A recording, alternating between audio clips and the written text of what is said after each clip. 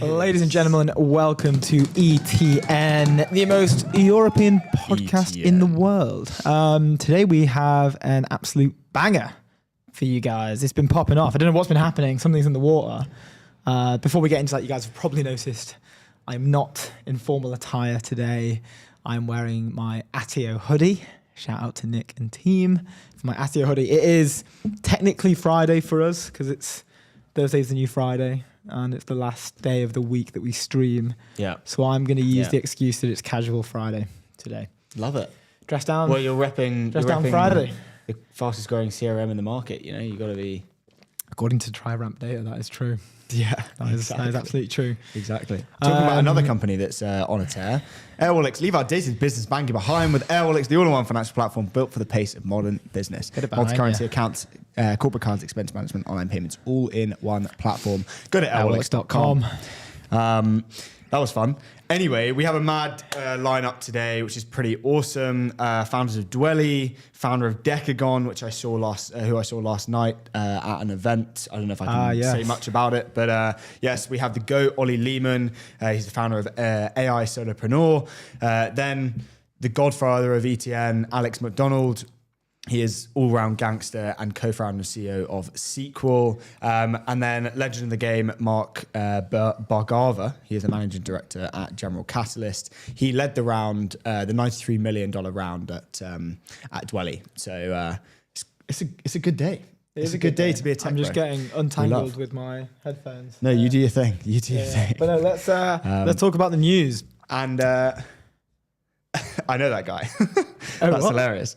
You know that guy? Yeah. How do you know him? He's just a mate. No way. That's so funny. There was someone also filming outside of the podcast studio in the hallway. Yeah. And Luke seems to know. You know that guy. You know everyone. Although he's not in tech, so otherwise I'd be like, yo, you got to come in and crash the stream. But like he would talk about. But you can't because you're not in tech, so go away. Exclusion. Pretty ruthless. The news. Wow, we've got, just straight off the back, UK-based Wayve has raised 1.5 billion, an 8.6 billion valuation. Should we just jump straight in? Are there any ETN updates that we've missed? No ETN updates, but yeah, dude, yesterday was like a mad day for UK tech. Before we jump Wayve into raising 1.2 bill. Wait, hold on. Oh. Like, there are updates, but we can't say them yet. Oh, yeah. There are some mad updates. Mad updates. 1, 2, 3, 4, maybe 5. Like 4 definitely. Yeah. But maybe a a 5, which would be mad cherry on top. Crazy update. You guys aren't ready. It's going to be good. Anyway, yesterday was nuts. Wayve raised 1.2 billion. Alika Bank became a unicorn, $1.2 billion valuation. Revolut eyeing a $1 billion valuation with the secondary sale. 100 billion. 100 billion. What did I say? 1 billion. 1. You did the thing. You did the Luke. Sorry. I think we've mentioned it on the show before. Solve AI raised 45. Hold on, buddy. You're not getting away that easily. Luke does this thing. Have we spoken about this on the show or not? Yeah, multiple times. It's like your calling card. Well, just for those who are new to the show and maybe not familiar with what I call it, the Luke effect. Sometimes Luke will either 100x or like 100 minimize some of the stats. Sometimes in casual conversations. Sometimes live on air. Well, it's crazy because Revolut raised 100 trillion yesterday. It's kind of mad.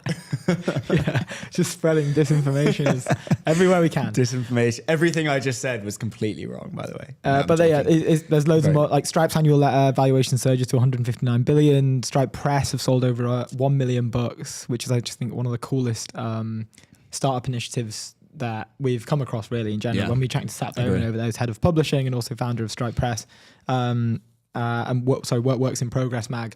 The stuff they're putting out is so good. We need to order some hard copies actually and have that shit. If you get 6 a year and it's incredibly well priced for the Works in Progress mag. Well, we've got what, 3? I've got one for at Stripe home. Press. But the Works in Progress mag is separate. Oh right, fine. Magazine. Yeah. And it just looks absolutely stunning. It's beautiful. Dutch chip maker Accelera AI has raised 250 million, and also Colossum AI have done 10.25 million recently, literally this morning, I think it was announced, or maybe last night, from Plural VC, and also a little bit of UK government funding coming in there as well, which is amazing. You love to see that collaboration from Gov and startups. Before we jump into the first thing, please. Polymarket, the world's largest prediction market. Stay informed and profit from your knowledge. Go to polymarket.com. You love to see it. Why are you copying these? Just sort of echoing the sentiment of love for these technology companies. Bullishness of Polymarket. Let's jump into Wayve. This is an article from Forbes. Yeah, Forbes has said Wayve is out to prove that there is another way to build a self-driving car company, one that doesn't require owning the cars, which is cool. Do you want to jump into the article? Yeah, absolutely. UK's Wayve snags up to 1.5 billion to scale plug-and-play robotaxi software. The round values the startup at 8.6 billion. Robotaxis using its tech will go into service in London this year, and Nissan will use it for hands-free driving in personal consumer vehicles. This was really cool to see, just quickly, because I don't know when it's going to happen. I mean, well, later this year it'll happen, because I've seen the Waymos already. I'm starting to see them a lot more. Yeah. Like previously, I think we were just seeing them in select areas. Maybe there weren't that many of them, but now I'm seeing quite a few. I'm also seeing different colors in the training cars. I just thought there was just one. They just went with white and that was their thing, but I've seen some all blacked out ones as well, which is pretty cool. I haven't seen a blacked out one. I've seen a grey one. Have you? I didn't know they were doing... I'm pretty sure I saw a grey one. But maybe that's maybe just a dirty the training. Just covered in mud. Clean your cars, Wayve. Yeah, come on, guys. I think what is going to happen to London when Waymos and Waves are driving around? I just in that article when they were like that Royal Lee one. Where is it? Let me try and find it. Here we go. Yeah, the motionless people drooling on the sidewalk. The Waymos whooshing around with no one inside.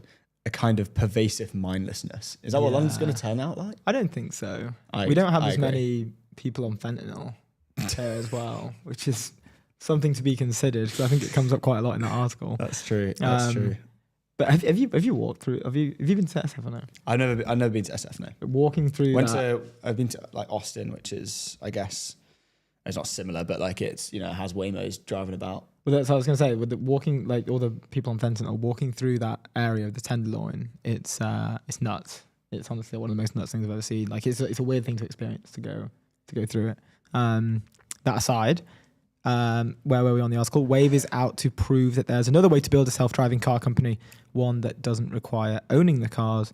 London-based autonomous driving startups said it's raised as much as 1.5 billion of new funding to scale up global operations as robo-taxis operated with its software going to service later this year. And automakers including Nissan offer it in personal vehicles beginning in 2027. I'm pumped for this. I'm not sure if the public will be ready for them. Agree. Well, so Uber have obviously they're like backing Wayve, and everyone will be able to order a Wayve, I assume, through Uber. I don't know if there'll be a slower rollout, or whether it will just be kind of on one day you're able to order a Wayve. I'm not 100% sure. So I think they're licensing the software out instead of actually. But I mean, in the actual rollout, like, will they just turn on the taps and be like, Waves are now operating in London? I think so. I think they just come out at 8 a.m. or whatever, 9 a.m. on that. Everyone's just say Monday morning. You see the Wave HQ. They open the doors and you just got these waves just all like pouring out. The swarm of cars come pouring out. Yeah. Maybe a lot of traffic on the roads that day. People might actually just get on the tube instead, because it's going to be kind of busy. Mate, I'll be in a Wave. Surely, I'll be in a Wave. I'll definitely. Maybe we can collab on that. But the co-founder and CEO Alex Kendall framed the raise as both capital and cover. The additional funding sets us up for a position of strength with a balance sheet that our customers can trust, that we can be in a sustainable leadership position in the industry for years to come, he told Forbes. Along with money, the round brings strategic ties with Microsoft, Nvidia, and Uber, and partnerships with 3 of the 10 largest automakers, Stellantis, Nissan, and Mercedes. So that Mercedes is getting the money is great. Yes, they'll probably have to raise more in the future, because I think it says further down. Waymo announced 16 billion to grow its global operations the other month. Yeah. And everyone's getting stuck in. Toronto-based Wabi, I think I'm getting that right, Waabi. Wabi, do you think? Yeah. Wabi goes. A robot truck developer has raised $1 billion, said it too is entering the robotaxi market in a project with Uber. It seems that this is, not that it's not, it's actually happening. I think it'll be a nuts experience when we actually get to get in one and drive them. I remember when, seeing people react in SF when the Waymos were getting rolled out. I was lucky enough to be around at that time, luckily.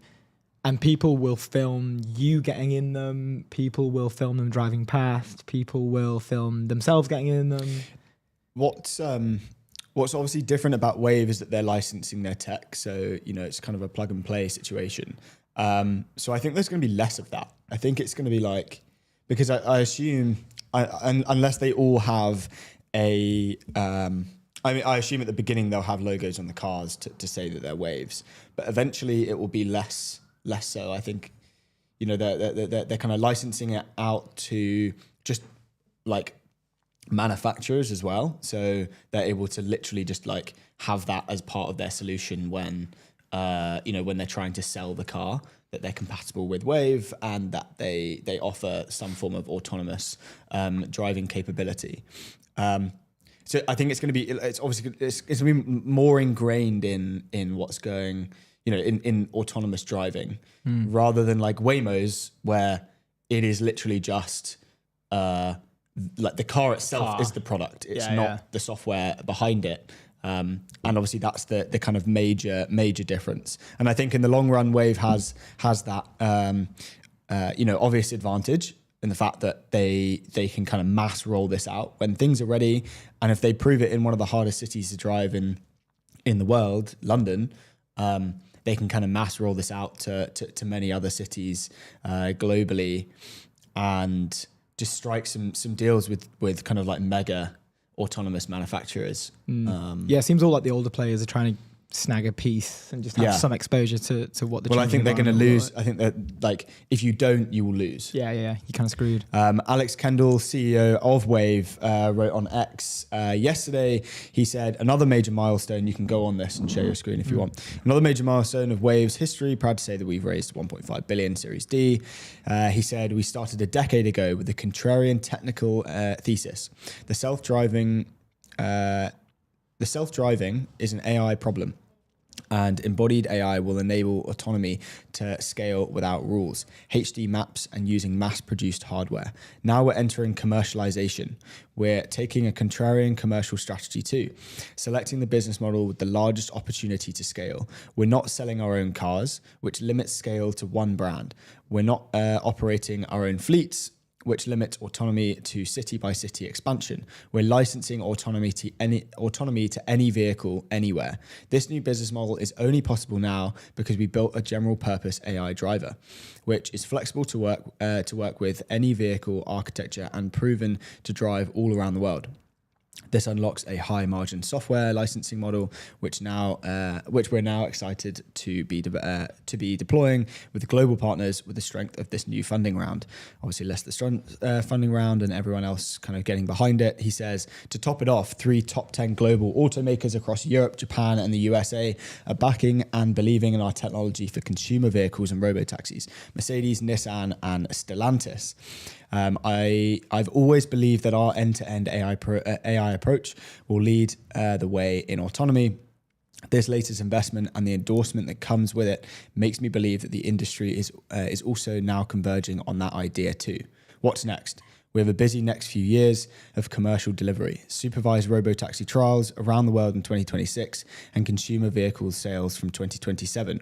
Thank you to the incredible Wayve team for making it all possible. So Nissan is rolling this out into their commercial vehicles in 27. I know that. I don't 100% know what's going on with Mercedes, but it looks like the rest of 26 will be let's test and let's kind of get this out into the hands of as many cars as possible that we obviously Wayve don't own. You'll see a lot more driving in London. They'll become more of through the Uber partnership, they'll become more of a kind of just transport thing for the public. And then in 27, they'll roll out, you can privately own the ability to have your car self-driving, which is such an exciting thing. And very different, which is really cool. I think in the long run, I'm very bullish on Wayve over Waymo. I know Waymo, obviously, they're valued at 100 billion, I believe. I'm not sure of the valuation. I think I'd have to check. Is that another? They're like way ahead of Wayve in terms of valuation and what they've raised. But that's just purely, I think, because of the capital needed to buy the parts, the cars, and everything. Yeah, else. it's incredibly like capex heavy for them. So like I'm bullish on in the long run, regardless of what the valuation is now. I don't know how old Waymo is compared to Wayve. The software play seems like the better option, just in terms of like there isn't any rebuilding required, essentially, right? Like, yeah, you kind of just and like low capex, bit more streamlined.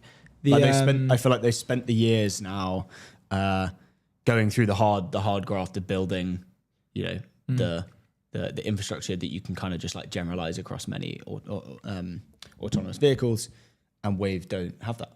They won't be able to scale as quickly once things are ready to go. Also, you love to see Boulderton on the cap table. Our friends at Boulderton, we love to see BC, a B cap. I saw on James Wise's Instagram story yesterday, just on the news. It's funny. Shout out to James Wise. Shout out to James over at Boulderton. But James posted an email screenshot of his outbound message to Alex. Oh, saying, really? Hey, How long Alex, ago was like 2017-ish? Pre-Wayve. No way. Yeah. Subject line was coffee with Boulderton. And James is like, hey, Alex, I lead like a lot of the AI stuff over here. Would love to, like, saw one of your presentations at this particular event I'm assume is related to like VR, AR, and like AI. Would love to get a coffee. Mm-hmm. And then that was like how it started. And then the next photo was how it's going. And then the new fundraising article in Forbes, which is pretty cool. He also prefaced it with in brackets, "Is this not LinkedIn?"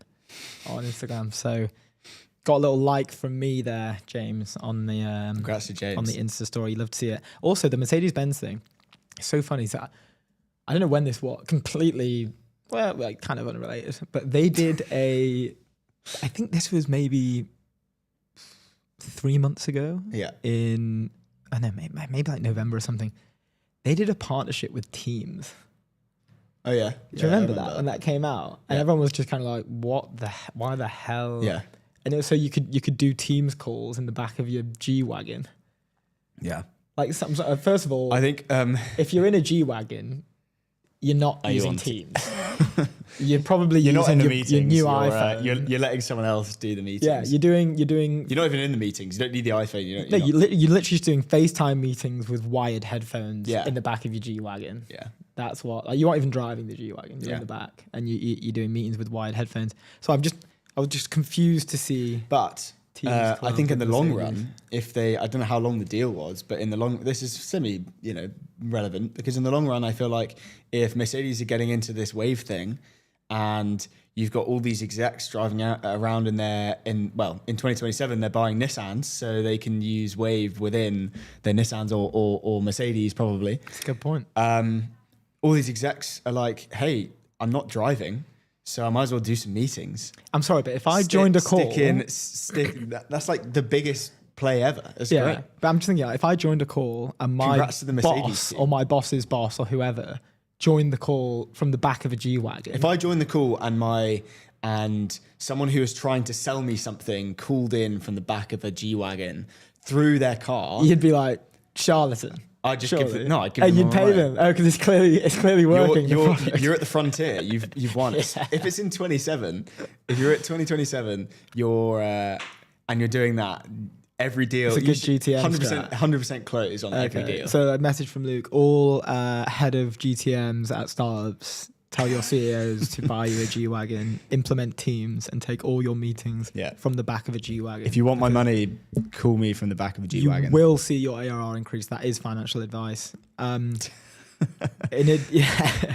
would be a pretty wild strategy. But if you think about it, they're at the frontier, right? They get it. They understand what's going on. You know what it reminds me of? If they can figure out that them using Teams in a Mercedes is like a good green light, they can figure out how to make me more money. So yeah, no, that's fair. But I will say sometimes it can come across in the wrong way. And the example I'll give is, I feel like if you're in a shirt with like, if it's like a, I don't know, if you're in a linen shirt and every button is down, you've got these shades on, like most G-Wagon people are. Yeah. You obviously don't want to be doing that. You want to be, dressed appropriately. Yeah. But it reminds me of the Brewdog founder, who I think he's just been done for like fleecing all of his investors, maybe.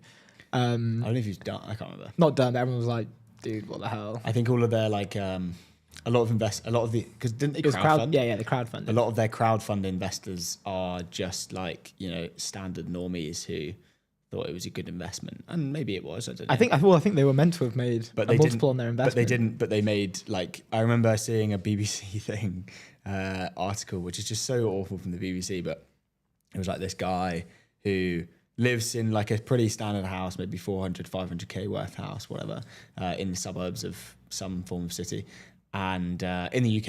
And he was like, "Oh, I put like 12 grand into like Brewdog." Yeah, but they love never returned. They love doing that. Don't they? So it's like doomer. they try and make it seem as relatable. It's like what, it's like do you Bob, want to single dad, who's down on his luck. And the interview is shot at the local pub, and it's like a shot of him like over the pool table. They're trying to make it as like relatable, and it's like, well, dude, like maybe don't start giving 12 grand out. I can only afford 6 Guinnesses, not the 12 I usually drink on a Thursday. I don't think that's an accurate thing. But what slightly sidetracked. But in terms of him, he posted on LinkedIn a photo of him, and it was one of those like thought leadership, blah blahs. Yeah. People just rinse and repeat them all the time. Obviously paying like a copywriter. Well, if he is, then he should fire this person because it didn't do him any wonders. It actually was really bad for him. It was something like, up here at Brewdog, we're huge advocates for work from home. Like I will always say work from home. I think that you can be most productive in your comfortable environment, blah, blah, blah. And he screenshotted him on an all hands call, and like I don't know how many people in his Brewdog. hyperbolic chamber. He was he looked like Bane. He looked like a Bane mask for like an oxygen chamber thing that he sat in. He sat in what looks like a spaceship pod with a Bane like mask on his face with about 9 tubes going from like the back of his thing into his mask. He looks like Bane. We'll have to find the image maybe later and get it up. And it's just like, you couldn't come across like an evil supervillain more. It looks like you've cosplayed an evil supervillain on your all hands call, and he's there preaching the about. The next step up is if he does that in a G-Wagon on Teams. Then you're probably gonna. I don't know what I'd do if that was the case. I'd probably leave the company. Moving on, slightly sidetracked from to Stripe's annual letter. But before we do that, leave our data's business banking behind with Airwallex, the all-in-one financial platform built for the pace of modern business, multi-currency accounts, corporate cards, expense management, online payments, all in one platform. Go to airwallex.com for all you lovely folks out there. Yes, Stripe's annual letter. Up next, Stripe's annual letter. Boom. Let's get this bad boy up. I love how this was posted on X. Let me just hit that. There we go. The internet economy is speeding up. Last year, businesses running on Stripe generated 1.9 trillion in total volume, equivalent to roughly 1.6% of global GDP. The 2025 cohort of new companies joining Stripe was both the largest and the fastest we've ever seen. It's no sort of surprise that they're on a tear. One of the darling childs of the community in tech, and the fact that they're writing this annual letter from the company account as an X article, I think, is just a small example to show how tuned in they are to the community. But we can just go on the intro, basically. Dear Stripe community, last year businesses running on Stripe generated 1.9 trillion, volume up 34% from 2024, the equivalent to roughly 1.6% of global GDP. That alone, I know we've spoken about it before, but that in itself is one of the craziest startup stats I think is out there right now, to be honest. 1.6% of global GDP is running through Stripe. Our programmable financial services now power more than 5 million businesses directly or via platforms, including all of the top AI companies, many of the largest blue chip companies, 90% of the Dow Jones Industrial Average, most of the biggest tech companies, 80% of the NASDAQ 100, and a significant fraction of freshly minted startups. 25% of all Delaware corps are now created with Stripe Atlas. Beyond payments, these businesses are using Stripe to accelerate their growth and billing and subscription management, tax compliance, fraud prevention, embedded finance, global treasury management, and much besides. Over 200 million people. Stripe remained robustly profitable, allowing us to continue investing heavily in product development with more than 350 product updates last year. Some other things about what they're doing. This whole thing was just like a really fun read, culturally relevant, but I just think they've done it in a really fun way, which is kind of nice to see. And the valuation is just absolutely crazy. Including, for me, obviously this is like great news, great company, great results. The Stripe Press $1 million sold thing is just one of the coolest initiatives that we've seen from a startup. When we had Sam on and he was telling us who is head of publishing at Stripe, and he was breaking down why they do it. Their thesis around like trying to increase global GDP through providing access to knowledge was just, absolutely nuts. It's like a beautiful like sum up as well of their mission and what they're trying to do and everything else in between. It's like, it's very cool. A few examples from Stripe Press as well. These are the books that they are referring to that they've sold over 1 million copies. Luke has got the Munger one over there. This is Elad Gil's High Growth Handbook, scaling startups from 10 to 10,000 people. Let me just put this back over there without knocking over my little figurine. Nice. Next on the docket is Revolut targeting $100 billion valuation, not 100 trillion. They are sure. They're doing another secondary sale. It did a secondary sale, I want to say about 6 months ago, at a $75 billion valuation. There was a sifted article posted yesterday, and it reads, last year, the fintech became Europe's most valuable scale-up following a series of secondary transactions that priced the company at $75 billion, up from $45 billion in 2024. Investors have been pushing for a new share sale that would value Revolut at $100 billion, so they haven't obviously done it yet, according to people familiar with the matter cited by Bloomberg. Deliberations are still ongoing and no decisions have been taken over the size and timing, the people said. It's cool to see another secondary sale. Obviously, we've been talking quite a lot to people on the show about They're rampant. They're rampant. They're running rampant through the ecosystem, and I for one am here for it. I for one think that we should do a secondary share sale here. ETN. Nice. Load up those bags. Yeah. Just fly off. Yeah. Yeah. It's so good to see. I wish these were more popular when I had a job in an enterprise tech company. It's kind of like I feel that other tech companies that are like, what was it? Who was what was it? Was it Datadog or something who like announced like a Series F?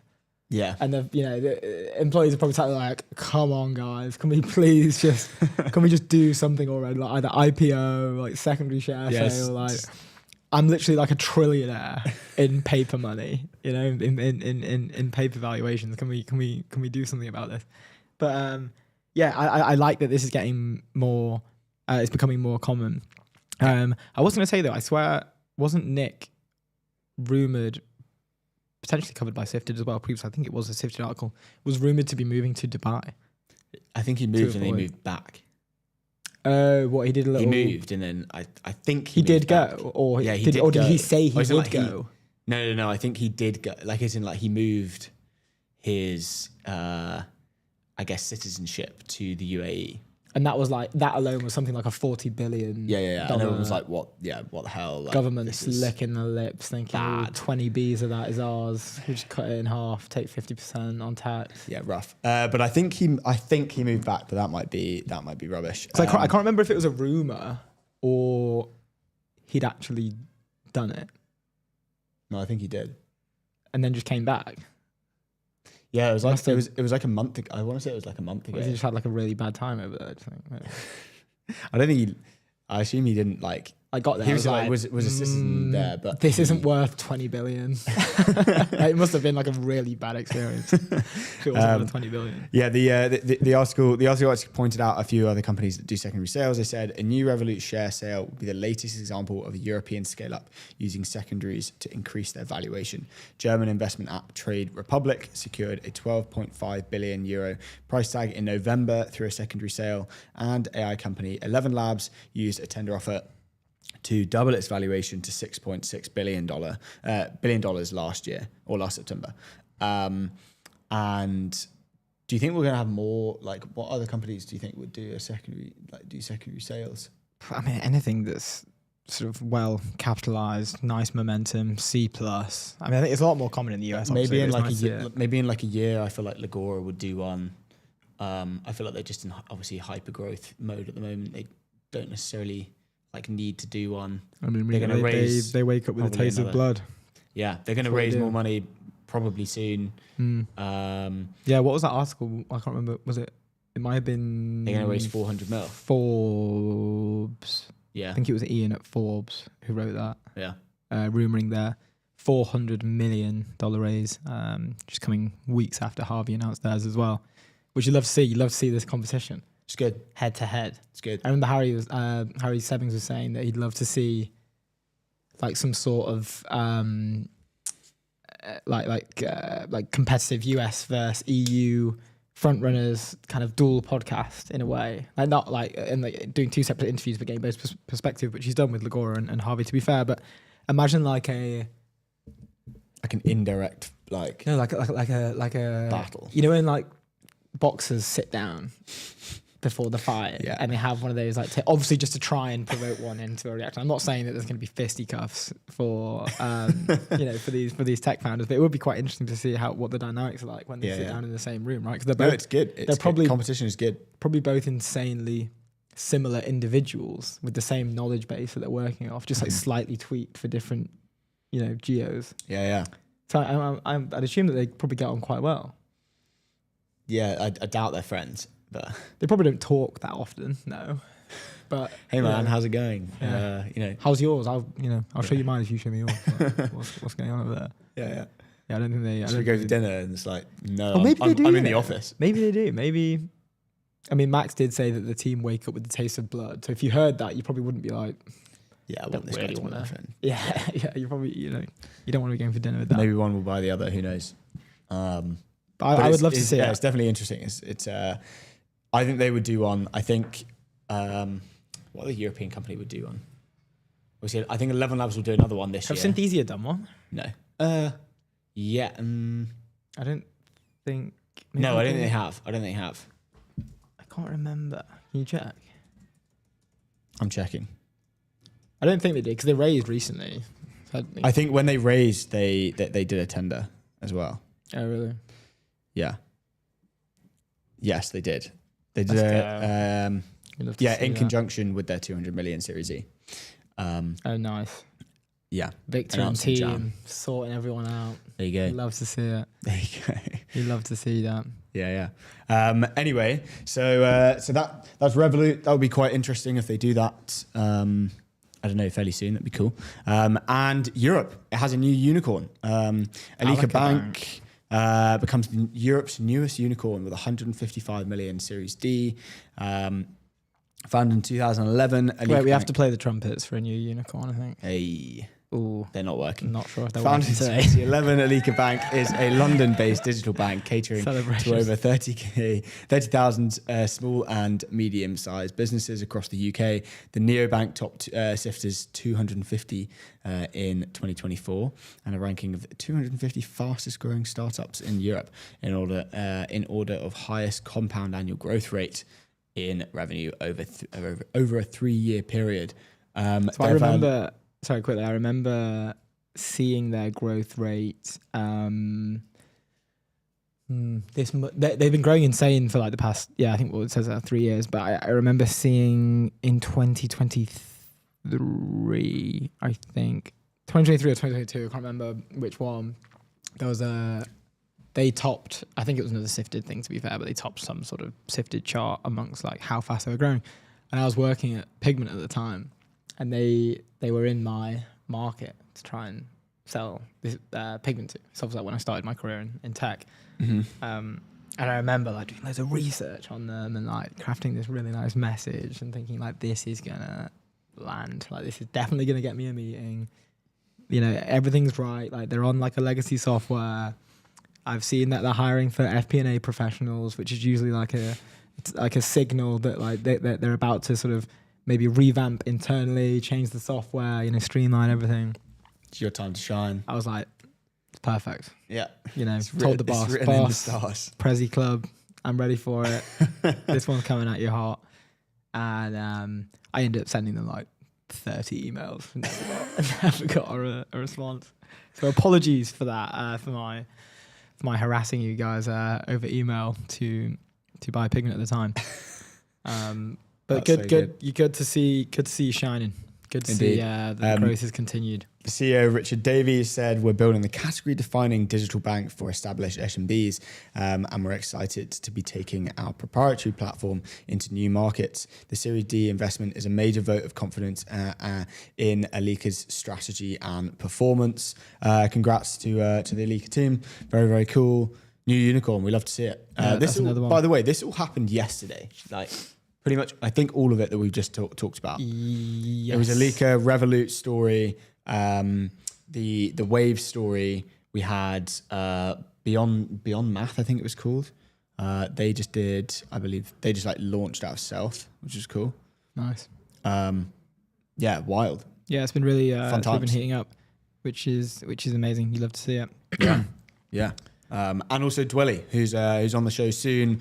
Should we just quickly talk about Dwelly? So General Catalyst backs AI property roll-up Dwelly in a £69 million funding round. They're basically like an AI-enabled like property management company. They are, in like 2 years, they've grown to the like 15th largest rental agency in, I think it's just the UK, but in the UK, which is wild. And their growth is nuts. I think they acquired 8 different rental agencies last year. And they're on a stormer, which is cool. You love to see it. Which is really, really cool. See a stormer. I'm and pretty GC, pumped to chat to them. Who love their AI roll-ups, are getting behind it, which is good. Yeah. They raised 32 million in equity, 37 million in debt. It's kind of nice to hear that someone's shaking up that particular market. I think it's coming for everything. It's one of the most infuriating. GC, like obviously we'll talk to Mark about it, but GC are so bullish on the fact that like this consolidation of like all the things that are heavy admin, all those verticals, and you could probably think of like 10 now, and you know someone in PE would be like, oh yeah, pretty like fragmented market. Oh yeah, pretty good. You know, low customer concentration. Yeah, love that. Get me involved. Is that how they talk? Exactly how they talk. And there's just so many verticals like this. It's nuts. And you can see what Dwelly have done in 2 years. It's just like, okay, you just like pick up that model and go and do it. You know, I'm just pumped that like that. Doing it for kind of like consumer apps, which I want to say is like probably a little bit harder. I feel like one of their team followed us actually today. Bending Spoons team. Big on up. LinkedIn. Yeah, he sent them a connection request. We'd love to have the founders on. Yeah. And there's a bunch Luca of them. Ferrari, you've got to come on the show. There's like 4 or 5, I think. Really? Yeah. No. They really all followed us at the same time? No, just someone at the company. Yeah. That's always a nice little signal. But when they all follow. Yeah, it's like me with Alika Bank, you know. Now let's bombard them with emails. Go, coming at you. Yeah. Well, we saw we had a pretty large email that was just in our spam this morning, which is rough. Yes. We won't say who it was. Gmail. What the hell? You're making us lose. You're making us lose some deals here. It's just a joke. That was a nice surprise to find it in the spam folder. But we can't say who you are, but if you're listening, you know who you are. I sent a screenshot to prove that it was in spam. I wasn't ignoring you. It had been a month, and then the follow-up 9 days ago. Sincere apologies for that. That's pretty good. Like follow-up. You know, it's like leave it for a few weeks, and then follow up. I feel like that's quite rare. Yeah, a month. It's like if you leave it for 3 weeks, and then like you're like, well, they're not going to reply. Why would you? I don't know. Good on them for following up. Obviously, maybe we're on a tear recently. They're really banging down our door, which is great. We're about to hit 8K followers on LinkedIn. We're about to cross 5K followers on X. Like, I don't know, man. We're coming for the whole of European tech. We're on a roll. Anyway, talking about a business that's coming for everything, Airwallex, leave outdated business banking behind with Airwallex, the all-in-one financial platform built for the pace of modern business. Multi-currency accounts, corporate cards, expense management, online payments, all in one platform. Go to airwallex.com. Next on the ledger, let's talk about Dutch chip maker Accelera AI raising 250 million buckaroos. Again, yesterday. Oh no, this was 2 days ago. But still. This was, 2 days ago. Cheers to Sifted, actually. They're doing a pretty good job today. Sifted are on fire right now. Well, I mean, I think Europe's on fire, which means Sifted's on fire. So, which means amazing work. This is Daphne. Accelera AI, a Dutch startup building energy-efficient chips for AI, has raised 250 million round. The raise brings total funding, including equity, debt, and grants, to 450 million to date, making Accelera one of the best-funded chip startups in Europe. Led by Dutch deep tech VC Innovation Industries, the round also included participation from BlackRock and SiteGround Capital. I just want to say, I want to get your take on this. Please. So the heading of the article is AI chip startup Accelera. AI raises $250 million to take on NVIDIA. Is that the right thing to say? Well, we know why that's the title. You know, we're both copywriters. Well, yeah, fine, but like, come on, guys. Well, I remember when I was at Convergence. Like that's like if we had an article and they were like to take on like CNBC. yeah. Well, that's like, it gets the clicks. Like when we were at Convergence. No, we're not like. We'd done. What did we do? We did 12 mil pre-seed, and we got featured in Sifted. And I've said many times on the show before, we were doing browser-based agents, which, like, as of today is now a thing. Like, it's a lot more popular than it was back then. But we had a Sifted feature, and the headline was, "Can this AI startup take on OpenAI and Anthropic?" And we got it. We were like, "The hell yeah! That's amazing for us." Get those names in that article. Yeah. I remember screenshotting it. Dude, you know what it's all about? I was talking to someone at an event yesterday about this. Just sneezed. I was talking about King Make Yourself. Shout out to Yesser at Chatbase, who wrote an awesome article. Bless you. Oh, sorry. Sorry, Atio Hoodie. I don't mean to sneeze on your brand like that, but I had to sneeze. Yeah, it's similar to that thing, King Make Yourself. If you haven't read it, Yesser at Chatbase wrote an amazing article on X called King Make Yourself. And similar things, right? Put yourself in the shoes of the big dog or like close to those guys. And people were like, whoa, these guys are really winning. Well, Sifted's doing it for them. It's King Make Yourself as a service. Yeah. So what's that? King Make Yourself. Camisas.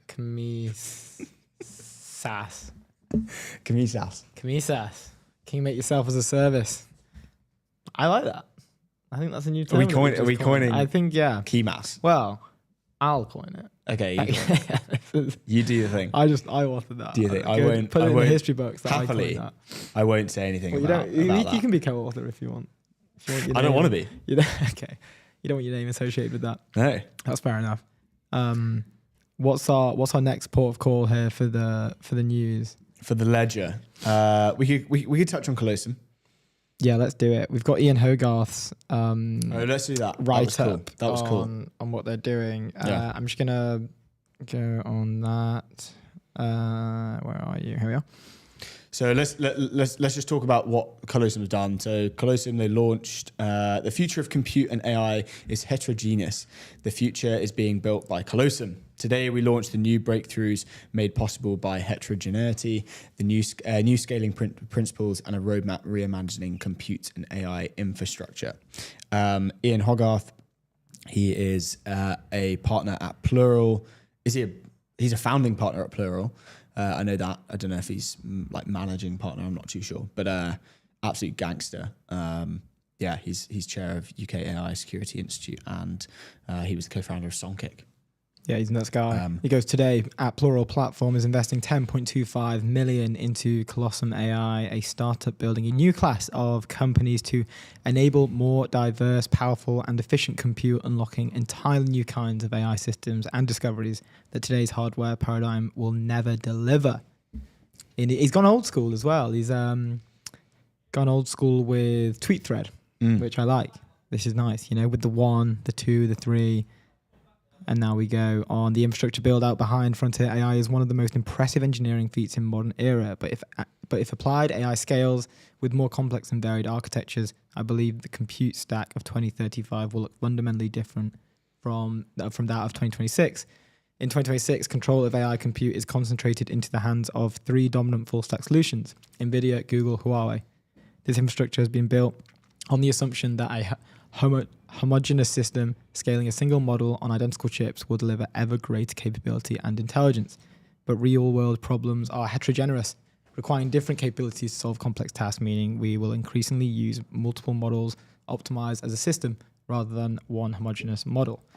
And he goes on. I mean, the headline for this was really cool. It was Cambridge neuroscientists, Cambridge PhD neuroscientists take on. I mean, it was another take on NVIDIA type of thing. I can't remember who. It's our favorite. Yeah, I think it was Fortune that broke the news, and then also tech.eu had a piece in it. But it's just I like to see more. We're seeing a lot more of these. One in Europe, but specifically in London as well. It's starting to kind of cement itself as definitely a global player, but I feel like it's getting a lot more attention than it has been in the past for what's coming out of the space, especially that tiny triangle in King's Cross, where it's the Google, Google, then DeepMind, and then I think Facebook, Meta's building one of the biggest offices, I want to say in Europe. Yeah, I think it is for a tech company, but maybe that can't be right. I think it's full, hands down. They have a basketball court inside. Yeah, they have I think it is the biggest office in Europe. Because I know a guy who knows a guy. Nice. That was working on it. He was building it. Not physically with his hands. Oh right. I think that I know a builder who is building this thing. It was he knew someone who knew someone who was doing the development or whatever. Nice. But they have a basketball court, and I think they have. It's a good way to get some alpha is know some builders who are building the AI labs. See, this is what you got to spend your time in the pub. Physically spend building your time in the AI labs. Eavesdropping. With brick and mortar. You've got to be eavesdrop maxing. That's what you got to be. Go to the pub on your own, get a pint, and just sit near a group, but not too near that looks kind of suspicious that you're probably eavesdropping. Yeah. So a fair distance away where it... Maybe don't wear a hoodie that has a tech company plastered all over it like you are at the moment. Maybe wear... Yeah, maybe. I think a tech company would be fine. It'd be more if you had a badge I am a journalist or something like that. Or I heart journalism t-shirt or something. I heart eavesdropping and journalism. But we're not journalists, so it doesn't matter. Yeah, we're not. We don't. We just commentate and distribute. We're commentators and distributors. There was something... I actually talked to Jesse at Decagon yesterday last night at the about, because he was saying, oh, my office is in St Pancras area. And I was like, oh, no way, so is mine. And what they have an office in... no, I want to say it's a co-worky. No, actually, no, they have an office. They've moved over to London, right? They're starting to build their London hub here. Oh, and it's already gone ahead. Yeah. Oh, I wow. think so. Awesome. I don't know if it's their I don't know if it's their final office. I'm not actually too sure. I think it is. And I was like, oh, it's you're in the perfect place in London. It's one of the only places in London that you can walk around, and someone said, you can go to Soho. That's fairly similar. It's well, yes, but then you've also got a ton of asset managers. You've got a ton of VCs. I don't think Soho probably a lot of investment managers, a lot of good bagels though. Good bagels, but not necessarily all tech companies. Yeah. Well, maybe there are some good tech. I don't know. But I mean, frontier tech companies. I mean, you want to be in that little AI golden labs. triangle, right? I think Jesse and team are in the golden triangle. That's where you got to be. So you got to be, if you're doing AI stuff in London, you got to be in King's Cross. Exactly. You've also got to be the reason your fund wins the deal of the decade. Go to trispector.com, harness the power of live data and AI-driven analysis to outsmart the competition and make confident decisions in private markets. Go to trispector.com. Yeah, they have a cool ticker down there. Yeah, that was pretty good. Effortless finesse there. Yeah. Real nice work. Exactly like that ticker as well. If you want to, that's effortless finesse, those tickets. Yeah, that's what we call a professional ad read right there. That's someone who's honed their skills over time. You've heard of the 10,000 hours. Talk about 4.5 months. Yeah, 4.5 months. Just not. That's what Luke does. He goes home, just sits in front of the mirror all day, all night, and he just keeps saying these ad reads back and back. Ad read. What's that thing? Fear not the man who knows 10,000 kicks, but the man who knows. Oh no, who's practiced 3 ad reads. Yeah, fear not the man who knows 10,000 ad reads, but the man who's practiced 1 ad read 10,000 times. Nice. Pretty sick, huh? Just thought of that off the top of my head just now. So off the dome. Yeah. Off the dome. If you can think of an ad read off the dome, that's like even better. I would pay myself a lot of money if I came up with "Be the reason your fund wins the deal of the decade." Yeah, that was good. I mean, we've always rolls off the tongue. We've always liked that. I've said that from birth. That's like, really? Yeah. Wow. Loved it. Before I was like, I just know Spectre. I know Spectre's going to have some form of, thing in my life. At some point in the future, a company called Spectre that lets you harness the power of private market insights will be a sponsor of my media company. Yeah. Wow. They're going to have a ticker in the media company, and their slogan's going to be the reason your fund with the deal of the decade." Insane insights from you. Anyway, let's jump into the town square because I feel like we're done here. Perplexity back in the ring. Yes. As of last week, we covered Perplexity because they were article maxing. They wanted to get in the headlines. They were trying to. What was the actual article last week? What for? What? Sorry, for Perplexity. Perplexity. They were trying to. We were basically saying like they were just trying to get into the. They said that they were like ads are bad. Oh yeah. Where are we going? We're going straight for Perplexity. Yeah, we're going for Perplexity. Cool. Let me. Go at the top. Go to the top. There's double. Got it. You're good. Introducing Perplexity Computer. Computer unifies every current AI capability into one system. It can research, design, code, deploy, and manage any project end to end. So this then obviously reinforces the fact that they were in the headlines last week. They 100%. I just said article maxed. They 100% article maxed to get into the headlines. Do you think that was a play? You think it was a marketing play? 100%, dude. 100%. Because we did say it was just like we were like how rogue that they were literally the first over a year ahead of every other lab to introduce ads. Wasn't a big thing then, not really, not as big as when OpenAI said they were introducing ads, obviously. But I think things have just heated up just generally. But then they've done a full 180. We've been playing this video. Can we play this video properly? Yeah. I mean, we can try. I want to hit this and just see. This is really. I have questions about this. I watched it last night. Go for it. Yeah, that's working. I can hear it. Very relaxing music. It's almost like a meditation app a little bit. I was getting a bit loud now, actually. And I'm awake. See, it's like. Take a deep breath.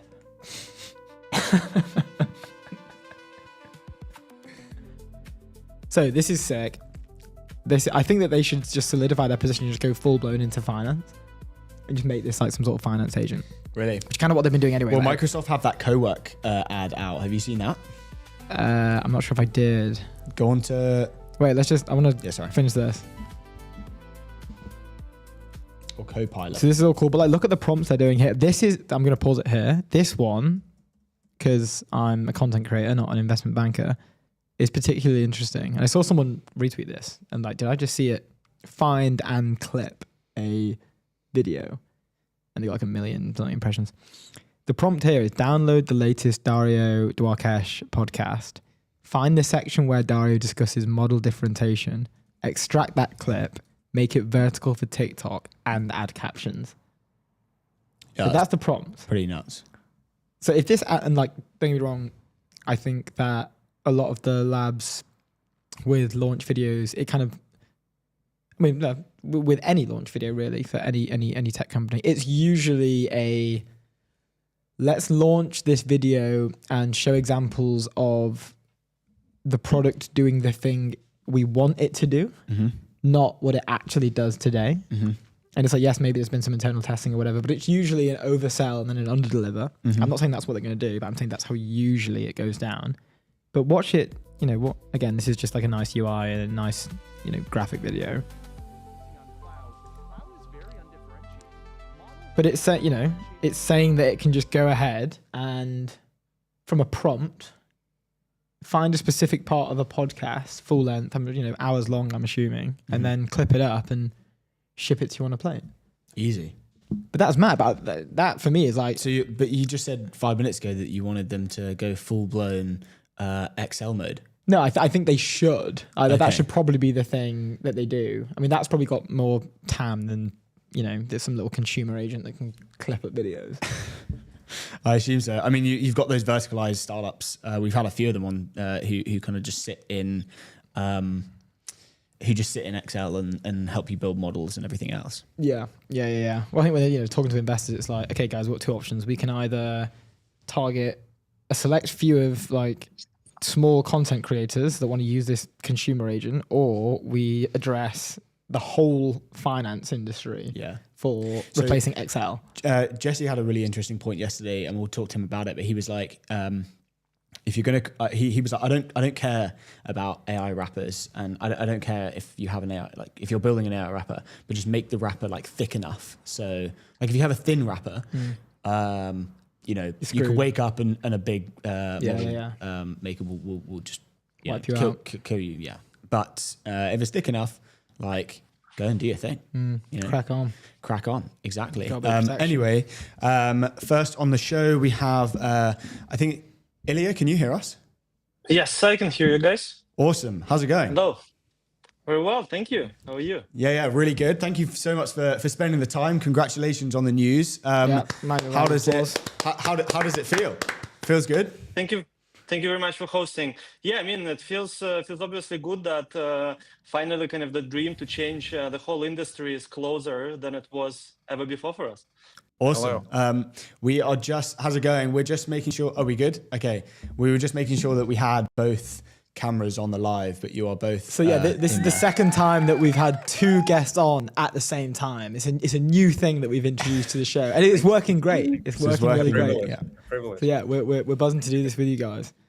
Let's jump into the news and what you guys have announced, and then we can kind of go from there. We've got a bunch of questions about what you're building, and I think it's absolutely insane and so interesting. So yeah. Thank you. I think we announced a round of finance led by General Catalyst, participation from Trinity, that piece kind of provided by Trinity, and a bunch of prominent VC funds and a lot of angel investors supported us. And that capital will be used to continue growing our footprint across UK and deliver AI enablement to the agencies that joined the Wayve family. And tell me about the fragmentation of the lettings agency market. Why that was the place to kind of build, and I feel like this is going to become a larger thing in many verticals, but why specifically the lettings agency market? And what are you exactly doing within that when you kind of like consolidate all of these businesses up? Sure. I mean, happy to go. There is around 20,000 of estate agents in the UK alone. So like super fragmented space, with the biggest guys being around 1% of the market. Top 100 players have cumulative share less than 30%. So like super long tail, lots of mums and pops. I mean, you guys, I'm sure you know it. And I think that, kind of, even though we're pioneering the kind of AI roll-ups in Europe, and I think we're effectively kind of one of the first ones, or maybe the first ones to start, I think that we didn't come to that with a standpoint point of like, hey, let's go and do AI rollups, right? Because I think that when we were starting end of 2023, I think it was around 150 kind of VCs and Ps and everyone that passed on us because like no one was understanding what AI rollups are. So like I think it was on the opposite because like with we operators, we all three of us as a founders, kind of Dimitri, the third co-founder, being GMs and ride hailing before, so kind of know how to scale highly operational, kind of tech-enabled operational businesses. And then after that, kind of Ilya and Dima already once built a very similar business in another geo in Eastern Europe that effectively served as a kind of foundation for what we're building now. So I think it was not the approach of like, hey, AI rollups make sense. Let's kind of go and do AI rollup, which category best to do. I mean, no one knew what AI rollups are. Rather was like, hey, kind of how can we transform the letting space? And I think the only way to do that is by acquiring kind of existing companies and in the way of buying their customer base, because effectively the customers, landlords in this case, are very, very sticky to the existing agencies. That's why kind of the only way to really distribute this transformation to the hands of the customers at scale is by acquiring existing agencies. And I would just maybe kind of add a couple points why letting space in principle. I think in Western world, country by country, but more than on average 20-25% people rent homes. And for them, it's one of the biggest transaction on a monthly kind of basis. And super important transaction for tenants, for landlords as well. And opportunity to actually change how the service is delivered and what experience people have making one of the biggest transactions in their life is amazing. And building relationships with landlords like decades long, with tenants years long, and you can build an amazing product first company in that space. That's kind of what drives us a lot. Mm-hmm.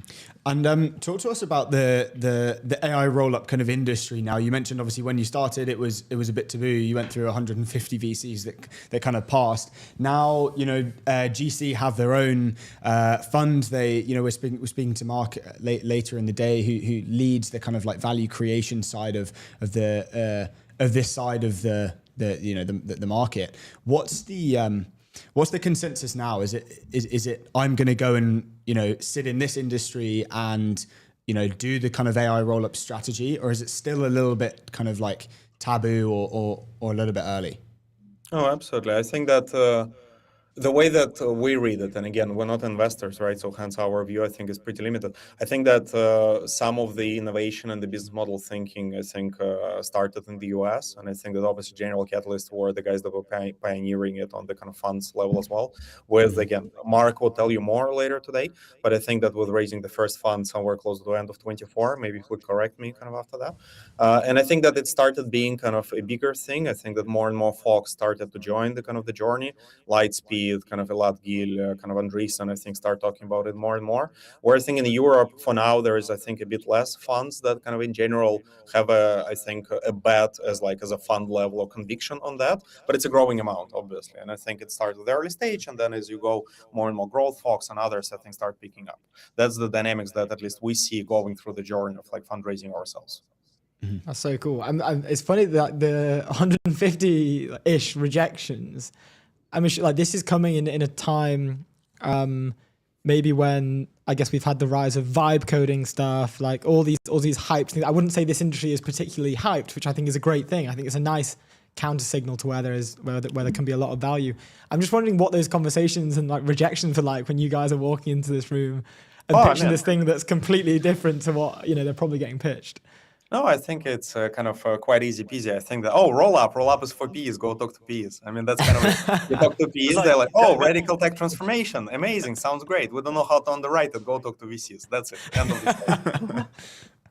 But I think kind of it was rational kind of back then 2 years ago to say that roll-up is not a VC game, because it is quite a controversial kind of line of thinking. In a traditional roll-up play, the integration is a very kind of slow, difficult, and very important process. And the value creation comes from just efficiencies of scale. In the AI world, value creation comes from automation of very redundant kind of archaic processes and freeing up people time to either kind of grow the revenue or kind of improve the level of service. And this is a completely different value creation. And at the same time, given that the whole model is purely kind of tech driven, the scalability is way much faster and easier. And to understand that, you need to see kind of proof points. And we being one of the first AI rollups, when probably people were not even calling it AI rollup. It was just AI enabled agency that was growing through acquisitions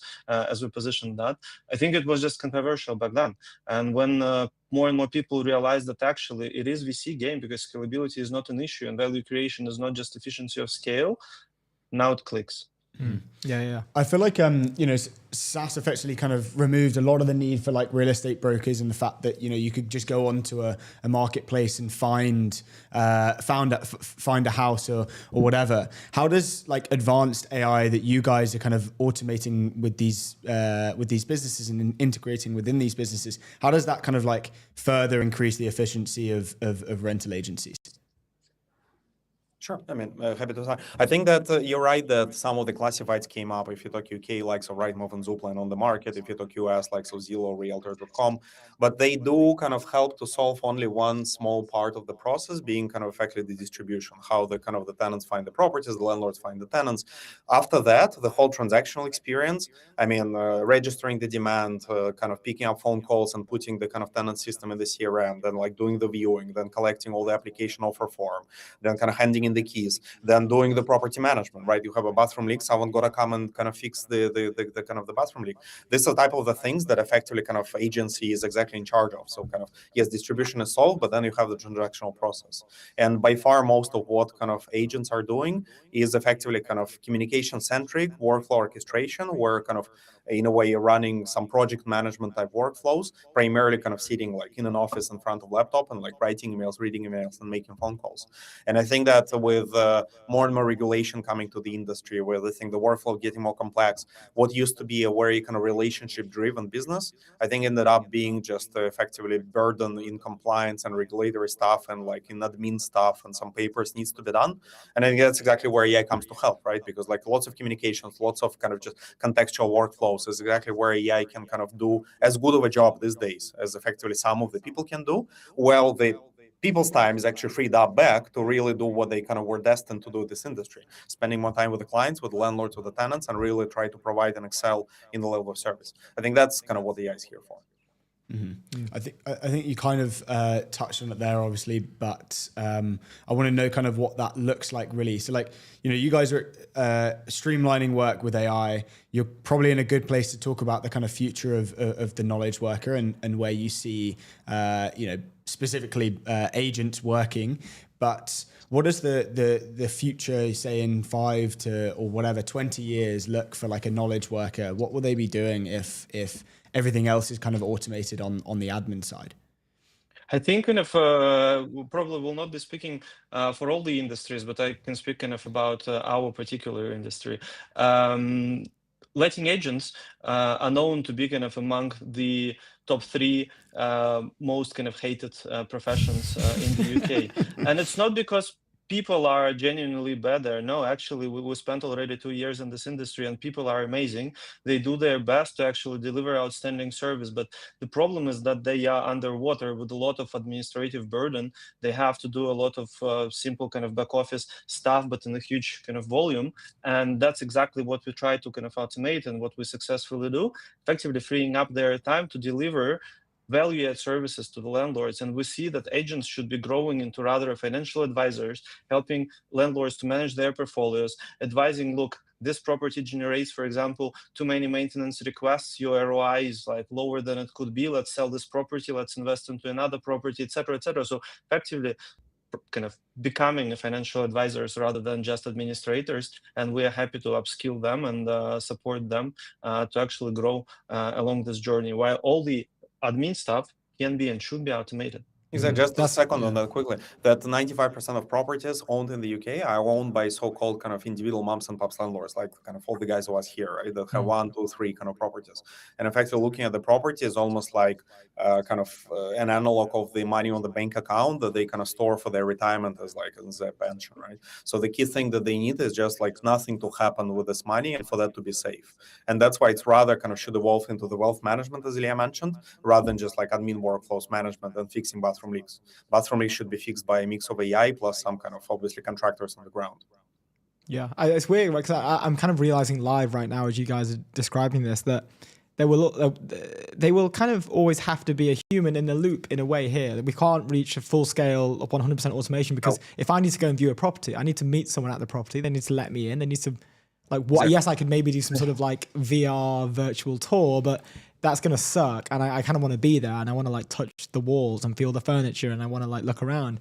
So it's weird that I guess there is a perfect balance of like, this is absolutely necessary. And I didn't even think about the piece on this property might be loss making in the long run because of how many maintenance requests comes through. You should focus in this area where, the data shows that it's not. But it's almost like it's also slightly, the knowledge workers in this case are slightly protected in a way where, they'll have to say no. I think kind of you're right about the fact that some tasks require people on the ground, and that's obviously true. But I think the fundamental protection of the knowledge workers in our industry is that for landlords, the property that they own is probably the biggest pot of the retirement funds. It's the biggest investment that they made in their life, and the commissions that they pay is a tiny fraction of the value of the property. And fully kind of allowing AI to manage the property without even human in the loop is just nuts. I mean, no landlord would do that because the value of the property is that high, and the commissions you can save if it's fully done with AI without human in the loop is minimal. And you want kind of a little bit of a human protection for the biggest asset in your life, right? Why to save money there? Yeah. It's not. The risk reward there is not balanced. It's not a bet you should take. Exactly. Look, we've got 1 minute left, but you guys have grown in 2 years to one of the I think it's the 15th largest lettings agency in the UK. I'm not sure how many kind of acquisitions you guys do in a year, but what's the plan for 2026? Obviously, you guys have just raised the money. How many businesses are you looking at? What do you kind of look for, and what's the plan for acquiring businesses over this year? To be where we are, we acquired 10 businesses. We have a similar amount in the pipeline that are kind of about to be completed within the next few months. For this year, the plan is to become one of the top 5 players, and probably at least grew kind of 5 times, if not more. That's the ambition. Let's go. Short and sweet. We love to hear it. That's mad. We are at time, but guys, thank you so much for joining us on this, what I'm sure is an incredibly busy day. Thanks for making the time. Thank you for hosting us. No, all good. Our pleasure. Congrats again, guys. Speak soon. See you later. Bye. Have a good one. Bye-bye. Mad business. That's awesome. Mad business. Tearing it up big time. Let me tell you about our friends over there at Airwallex. Leave our data business banking behind with Airwallex, the all-in-one financial platform built for the pace of modern businesses, multi-currency accounts, corporate cards, expense management, online payments, all in one platform. Go to airwallex.com. Still reading it out. It's rough. It's been 4.5 months. I know. I could practicing in the mirror. I'm not doing 10,000 hours like you, unfortunately. I've outed myself. It's terrible from me. You don't care about your job. No, I'm just coaching along, buddy. Just coasting. Just watching that clock tick down, just praying for that moment that we hit 6, and I can go home. That's so jokes. Anyway, next on the show in half an hour we have Jesse Zhang. He is the CEO and co-founder of Decagon. It's going to be a good conversation, but we have half an hour. I love that. And you spent some time with him yesterday. So tell us a bit more about the event. What was going on? I think it was a fairly private event, so I can't really tell you. Oh, really? I don't know. I don't know. So let me just not say, just to be safe. But I was at an event, saw Jesse there, said, "Hey man, I'm going to be speaking to you tomorrow." Oh yeah, we don't have to say what event it is. No, but he did a fireside chat. It was good. I saw people posting it on X. Oh really? Yeah. Oh, maybe I should have posted it on X. I mean, maybe. Anyway, Playing chess at home. Yeah, thanks to Bilal for the invite. Shout out to Bilal. And yeah, How was it? It was good. It was it was a very young room, which is good. Really? It was, maybe like 27 was average age-ish.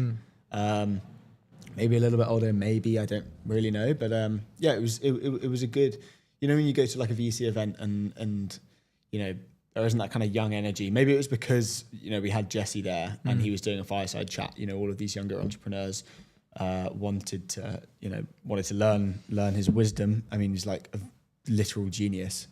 A maths Olympiad. He writes the questions, literally. he said. Yeah. He writes the questions for AMC 8 and AMC 10, which is 2 different maths Olympiad tests. It's like the association of, or like the American Maths Championship or something like that. I can't remember what it stands for. Yeah, that sounds right. But in his spare time, just as a hobby, and was also previously a maths Olympiad. I doubt he's doing years. it right now.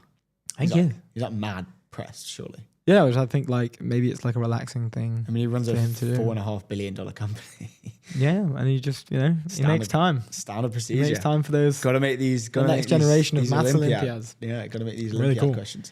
I'm going to see if I can share my screen. If we just jump over to the town square. Oh yeah, that's working. Nice. You'd love to see that. Let me just test if this works as well.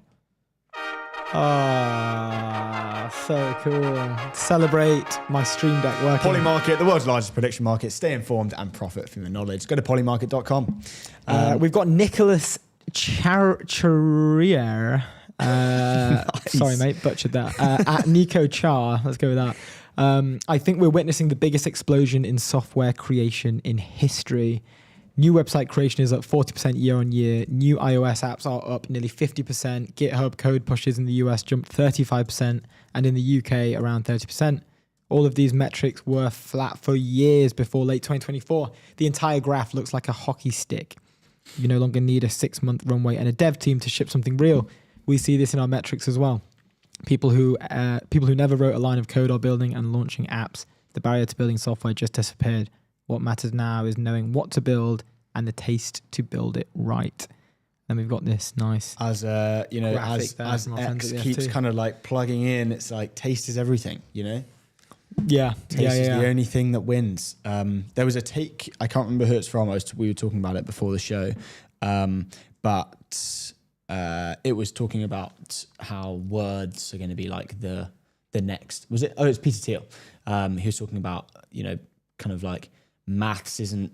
The maths people aren't the ones that are going to win now. It's the words people, which some people agreed with, some people disagreed with.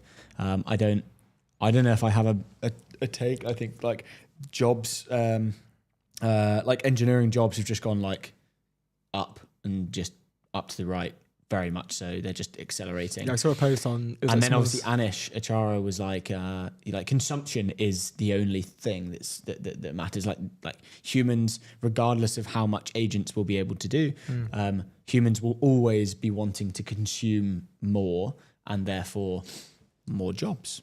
Yeah, I saw... more productivity. I saw someone had scraped Indeed and... Yes, yeah. Overall Software engineering jobs have just gone like that, right? So they were actually declining, and then Overall in jobs. 2024, they started skyrocketing It's mad. for engineering jobs, but overall jobs was in a steep decline. Mm-hmm. But I'm of the like new jobs will be created. When we were chatting to initially today, like the thing that reminded me of it, it's so funny that this was the thing that it was on, but it was Naval on Joe Rogan in 2017. And he's making predictions around AI and what the future of AI look like. In 2017 as well. 2017, right? So this is what GPT came out in 2023. Mm-hmm. So yeah, just like 7 years prior to GPT. And the conversation goes a little bit something basically like Joe's sort of the first thing he does, which I think is like, it's not the laziest response, but I'm starting to think it's a bit of a lazy response. Is like, what about the jobs? Like, what about all these people that get laid off? Yeah. And, what about the knowledge workers? That was the question I asked. He's calling me lazy. I asked that to the Dwelly guys.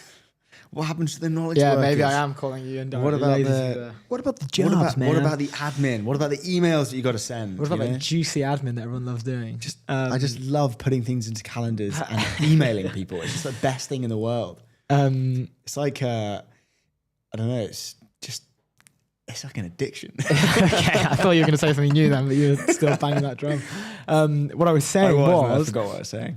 So stupid. Very smooth. What I'm saying, on the conversation they're having, Naval predicts that, well, one, he says that, what about the jobs? Like, this is going to wipe out jobs. But Naval replies to him like, well, look at us right now, Joe. We're in a room talking to microphones. I'm not referring to us. I'm literally talking to like Naval and Joe's conversation. We're in a room talking Naval to microphones. tells Joe. Yeah.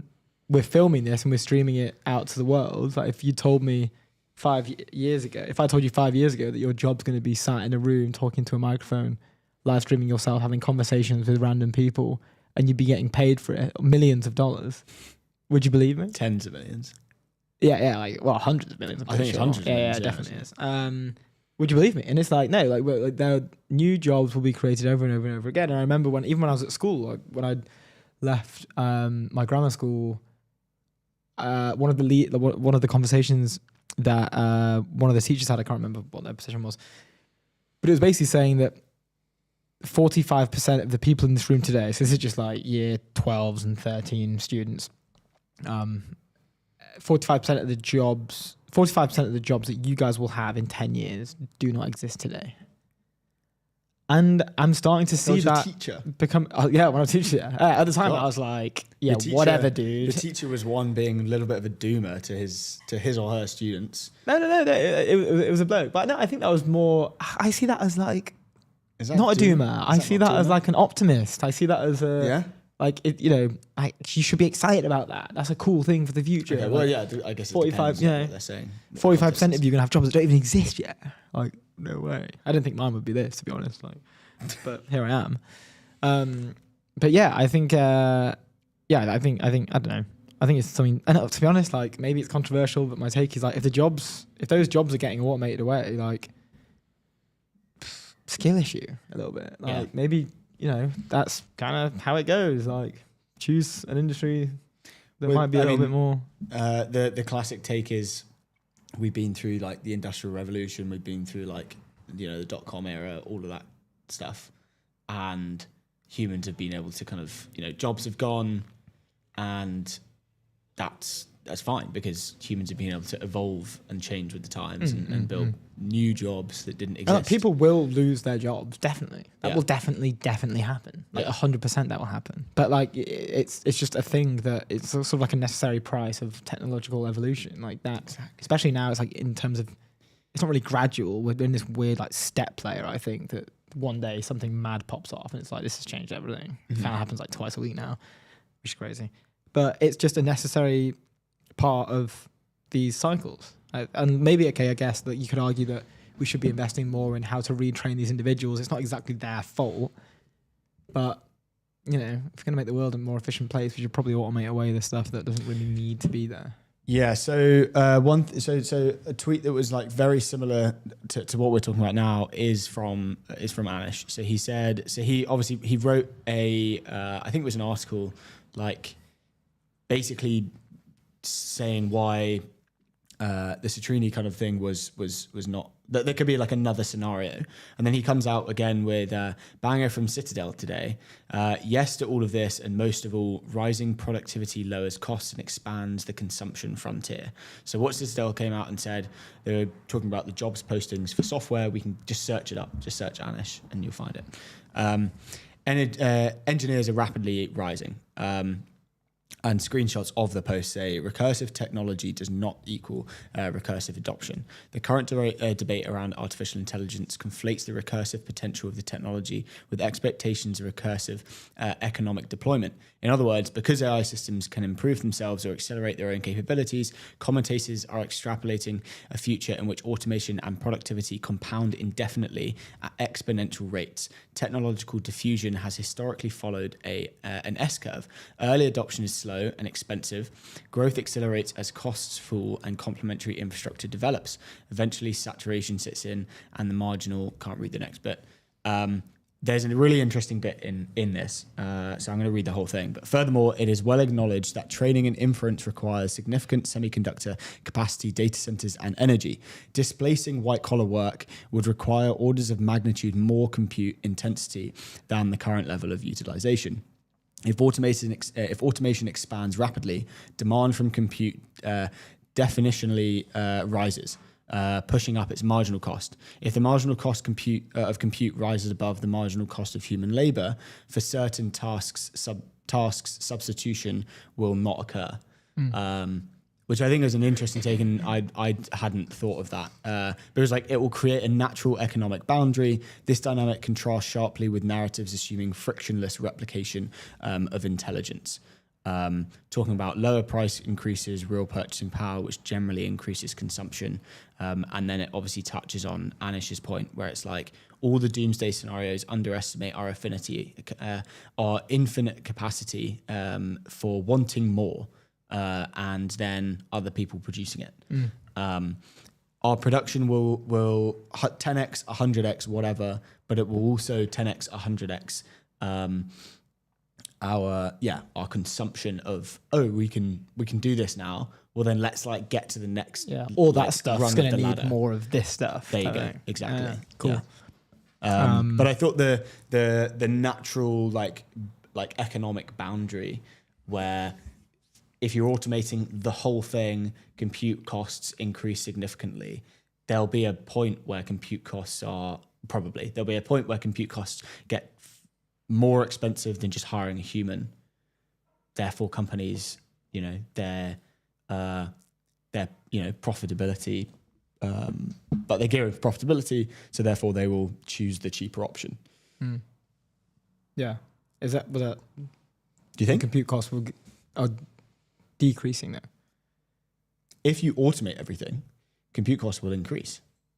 If you the amount one is spending on compute, I'm saying. Yeah. Like costs to a business. Yeah, I saw someone arguing that. Where this is Sam Altman recently actually got a bit of stick for it when he was saying, and a few people have referenced the fact that we're forgetting that there is sort of like training costs in quotation marks that are associated to hiring a human, right? And the first argument is mad expensive to hire humans. Very expensive to hire someone, train them, all that sort of stuff. But then Sam takes it a step further and says that it's very expensive to also feed them since birth and like pay for their education. And so like, he's not just siphoning off this element. What is the full cost of a human being? That's what he's arguing. He's like, that is infinitely more than compute. So if you want to hire like the cost associated to that individual, like when does a human start providing value in their life? Probably when they get to maybe like most of working the time in the economy at 18 or 21. Yeah. Prior to that, they aren't exactly like providing a fiscal value to the economy or to the world. Maybe you could argue they're supplying like a social value to the parents that have given birth to them or the family. And like, but that I'm not saying I think like that. I think it's slightly manic to sort of decipher an individual down. To the thing that. The meta thing that you got super worried about. The AI like resurrection, the reanimation from the dead. A similar take to that of like, which is not my take. Let's stress that. Let's not play with human life too much. Because like there was this sort of like speciesists like is a term that was thrown around a lot, more so in Silicon Valley than here in London, but. I remember it was sort of Musk and one of the co-founders of Google, I'm pretty sure, got into an argument because Musk was more on the line of like pro-human life. Like people believe that like if we can if the more efficient means for technological evolution require humans being sort of like taken out of the equation, then that is the natural path one should go down, and they're okay with that. Whereas like Musk, I think in the argument was saying that like, whoa, like kind of want to be alive, and I'm sure like the other 9 billion people on the planet do as well. And then was accused of being, I think, a speciesist is the term, which is obviously like a nuts thing, right? Like you could understand there's how like it a makes major like population like shortage, isn't there? I think that's what he was like basing his argument off. And I think I remember him posting a tweet It's like no, yeah, probably a year he's ago. banged the drum on like we aren't repopulating the earth quick enough. Yeah. For ages, he's kind of stopped doing that now. I kind of think he, you know, this comes across actually in his biography that we have on the shelf over there, where he kind of he likes to pick things up and like wave them around a little bit, and you know, and then okay, bored of that one now, and then you pick another one up and wave it around a little bit. Like Hold strong opinions loosely, is what he does. Yeah, but So when not he to holds the a- opinion, he holds it very strongly, but also in tandem, like can kind of chuck it away and hold another opinion very strongly for a little bit and chuck it away. It's like yeah, but not in like, in my opinion, not in like an admirable way. In a way where like he'll just find this new thing and then like start frantically, like he was getting involved in UK politics for quite a while and he was still is. He's very involved. yeah, which I just think very- is like he's- ridiculous. to He's be honest. he's very involved, like with like Restore Britain. Like a lot of his tweets about Britain are now like geared towards Restore Britain. Yeah. I saw a few of that. I mean, it's not a politics shit, but I don't know why he's getting involved in UK politics. But he does, like that is a tendency of his, and it's very clear in the book as well. Some of the employees he'll approach them and and say to the team like, okay, let's lock in. We're doing like a lock in this weekend. We need to do this, and this. Like this is the most important thing, and none of the team will agree with the decision, so they'll kind of just not mention it for like a week or two and like not update him. And then after that, he'll call you, hey, like guys, like this thing's a priority now. And it's like a completely new different thing. And everyone's like, yeah, like that one's actually a good one. Like, yeah, let's do that one. Like that.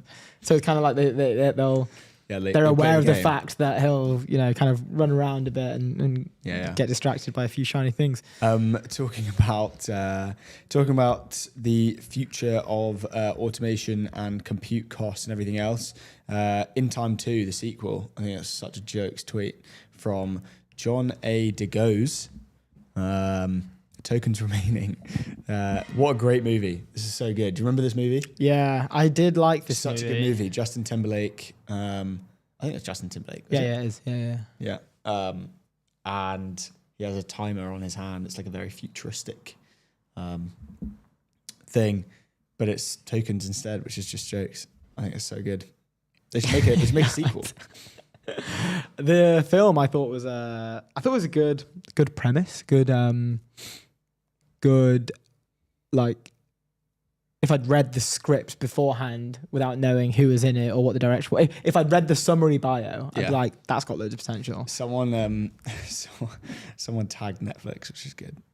They on that. Yeah. I can't imagine they will. But yeah, I remember seeing. But I feel like if I read the summary of that film, I'd get really excited for it. And then I think when I watched it, I kind of like, I feel like it slightly underdelivered, to be honest. Really? I thought it was good. It had Cillian Murphy in it. Yeah.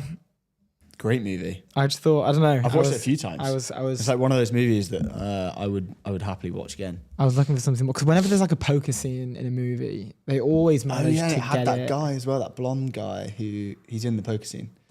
Oh, is that why the poker scene just isn't correct? No, well, I mean, it makes sense, but it's just it doesn't really make sense, to be honest. Like the way that nothing's, they're not like playing with jokers or something like that, like or like a blank card. Like it makes someone with a flush loses against someone with a like it makes like legitimate sense within the rules of poker. Are they playing the rules? Yeah, but they make plays so that, like rare. Yeah, one that, but I mean they did that in Casino Royale, which is one of those. It's just like it was like I can't remember what it was. Like full house beats someone's flush, but then someone else has got like a royal flush, and it's like right, okay, like literally got more chance of everyone getting struck by lightning at the same time than that happening, but whatever. But yeah, I never like it when they're doing poker scenes in films because they always. But you can kind of like put that to the side because I feel like James Bond is a movie no, that but would do the that. problem isn't It's the fact how that- unlikely the hand is. That's fine. Like I get, okay, fair enough. It'd be pretty boring if someone like won with high card at the end of Casino Royale's, £1 million, multi-million pound game. But it's the ways that the players play. Like they make decisions that no person who plays poker would make, basically, and like that always kind of annoys me. But that's a small thing. But for me, that ruined the film, and I'll never watch it ever again. So you don't like this tweet? Bad tweet, like the John tweet. DeGoes. No, John DeGoes, great tweet. Fan of the tweet. John but A. DeGoes. Not the film that much. What's next on this? Oh, this is funny. So Chris France at France Fries. That's great. I didn't realize that when we were pulling this one up. I swear to God, the average tech bro is AI pilled to the point of being unable to complete basic tasks on their own anymore. Insane. I can't say that word. Insane SHIT. We are losing the ability to think. And 156.3k views, 2k likes. Comment section living up. He's replied to it. Comment section living up to expectations, which is so good. Sometimes I'll reply to a comment on like my own tweets if like they do well, and like I get a few AI guys in there.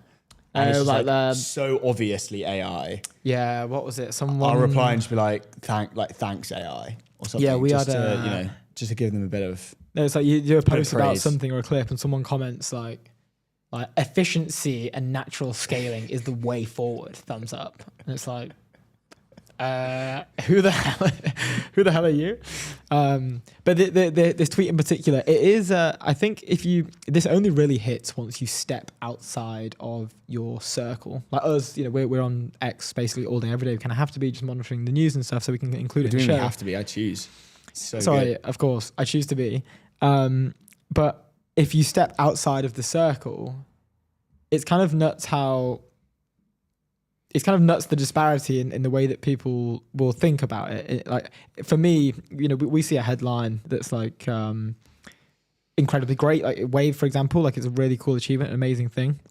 And if I explain that to someone, they wouldn't even, I don't think they'd care. What with I think with autonomous driving they would, but a lot of other maybe I guess because it impacts them, yeah. Yeah. But if I tell them like, oh yeah, have you seen like Salesforce and HubSpot's down? Yeah, crazy. Like, let me tell you why. Well, basically, like they can't capture the new agentic TAM that's coming out. Like, then I think, yeah, fair enough. Like, absolutely fair to be lost and uninterested. But yeah, it is. I'm not hardcore like AI. I've not done like anything with OpenClaw or anything like that. Like I probably should, and I guess I can automate some of the stuff away. But I think there is an element of performatism using these types of things, which is essentially you're just automating for the sake of automating. You're maybe to do a tweet or maybe to just sort of like have some experience with it, which is of course fine. But there's an element to over automating your life to a point where there's just like there's no point to it in a weird way. Maybe that's what Chris is speaking to here. I think it's just more, whenever you have a business problem, whenever you have a question or whatever, your first now port of call is to go to AI, especially like someone like people who aren't in the bubble are still Googling stuff. Whereas like I won't Google anything now. I will use I'll use either ChatGPT less, so I'll use Gemini more regularly, and basically exclusively if I have a question, and then I'm just using Claude, to build Claude code. I want to get back up as we chat on it.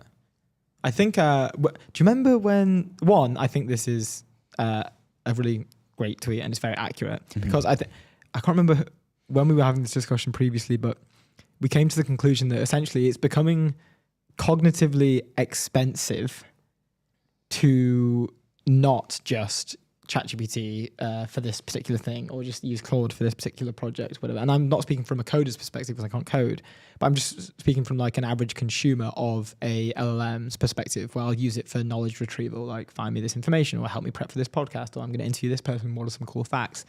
Like it's become very...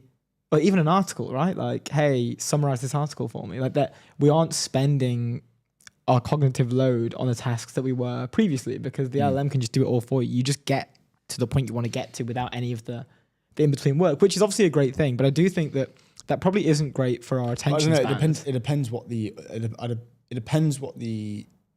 end task is. Like, what is the end, or like the end goal is? So, like, what's the work in between? If it is just kind of like boring manual admin work, like go and automate what you like, right? I guess like the summary of the article, I'm kind of 50-50. Sometimes I summarize it, sometimes I don't. If like I know that it's something, if I've been told by especially a human being to be like, go and read this, I will never automate it. I will find time to sit down and read the whole thing. Yeah. If it's been referred.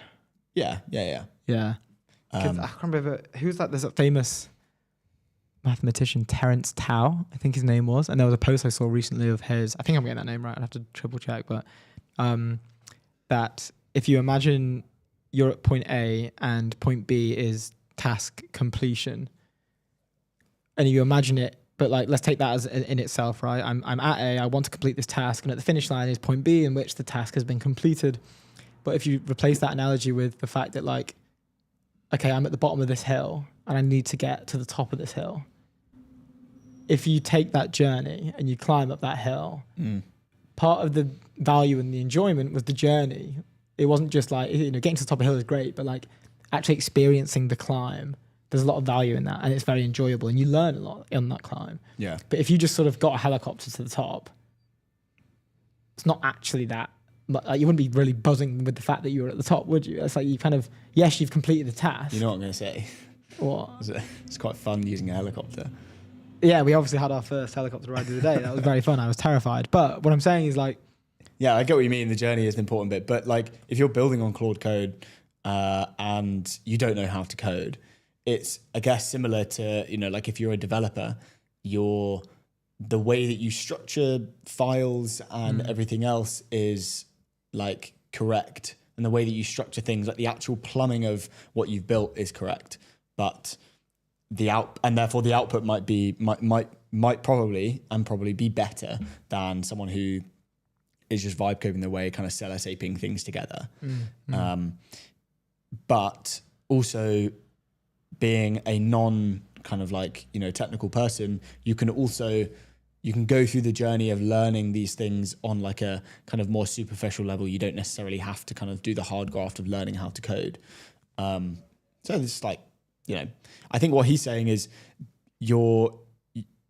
whenever something comes up, it's your first response is okay, there's a problem. Let's go to AI and sort this out and figure this out. But yeah. Anyway, next on the show we have Jesse Zhang. I think Jesse is in the studio. Jesse, can you hear us? Yes, I can. Hey guys. How's it going?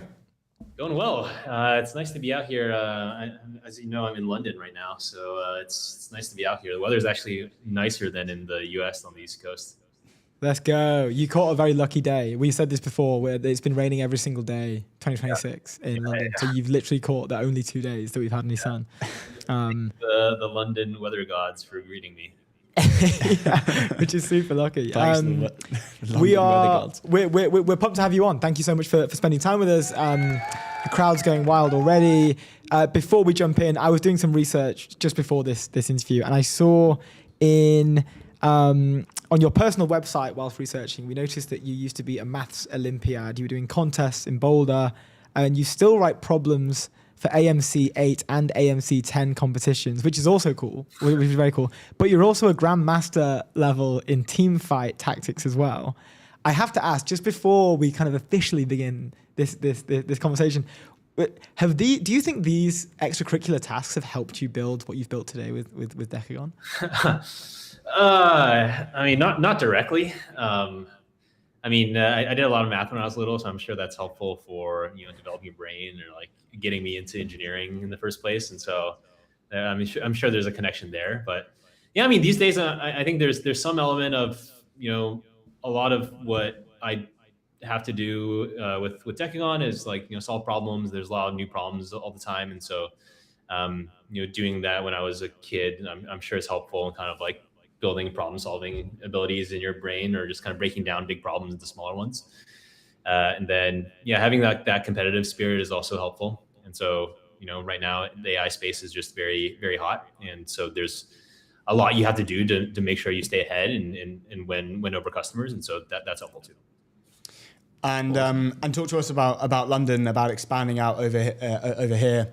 How have you found it? I know you've only been here for like a day, but what's you mentioned, I saw you last night and you mentioned about the advice that you got from kind of building in London, and kind of how to scale. How are you kind of looking at it to really scale, Decagon over here?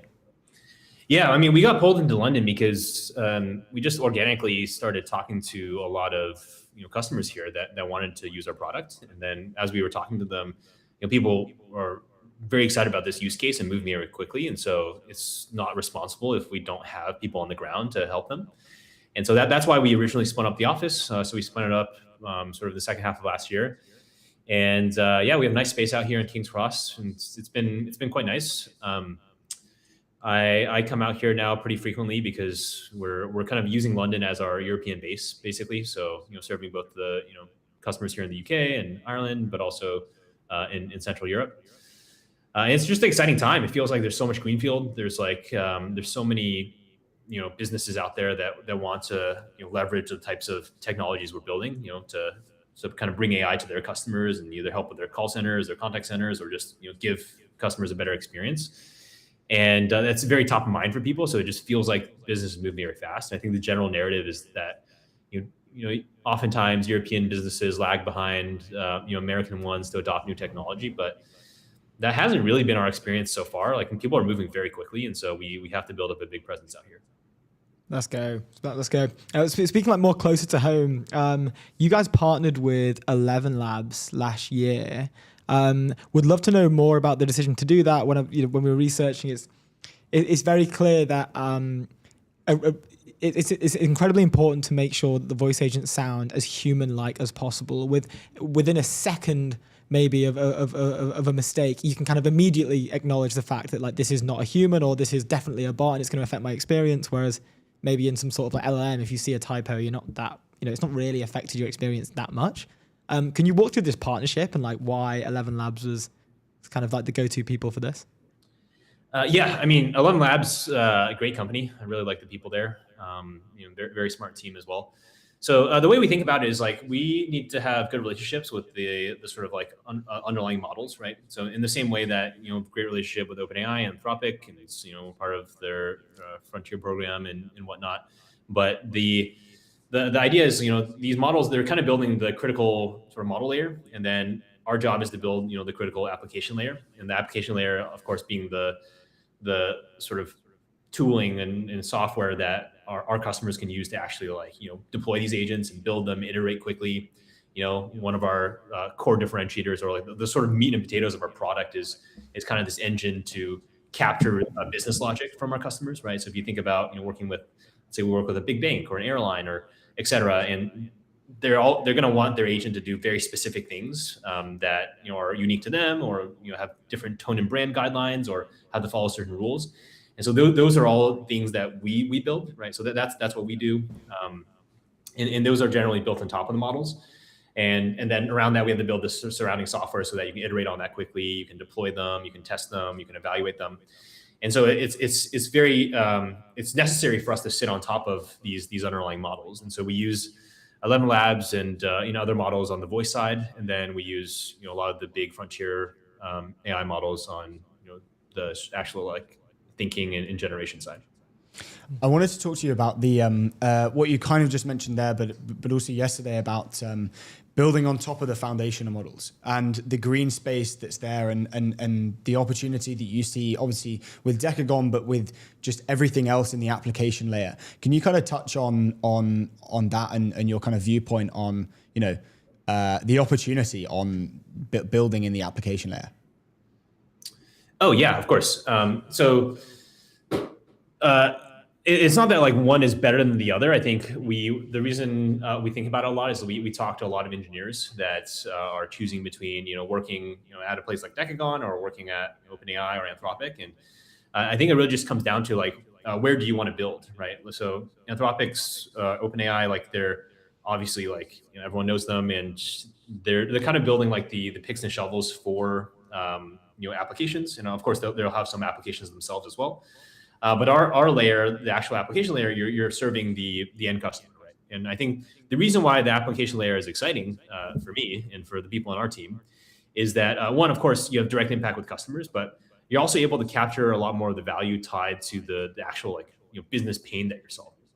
And so, an example is like, let's say I'm here traveling in London and I go out and like I have to buy a bottle of water or something. Like the stand that's selling me the bottle of water is probably capturing like the most margin out of any step along the process of like bottling the water, processing it, whatever, because it's actually solving my problem. And for me, I mean, and for a lot of folks on our team, that's exciting, because when we evaluate things, and even all the work that our research team does, and we have a lot of amazing researchers here that fine-tune models, et cetera, but everyone's doing it for the purpose of delivering a product to our customers.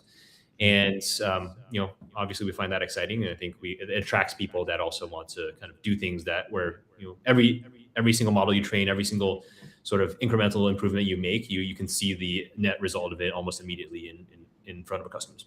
Yeah, such a great way for hiring. I'm sure like a lot of the people that are in those roles is they're getting a ton of like a ton of roles elsewhere as well, and so it's good for competition. I also wanted to touch on the you kind of mentioned it there, where the product is like an AI concierge. I wanted to understand what the kind of random stuff that these companies, these enterprises are like, oh my God, we didn't know that we could provide our customer with this amazing solution that only kind of Decagon now, only with Decagon we're able to provide.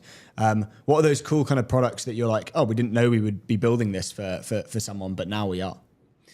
Yeah, I mean, the reason we call ourselves an AI concierge is a concierge is kind of like a big umbrella for all sorts of interactions that a business or brand might have with its customers.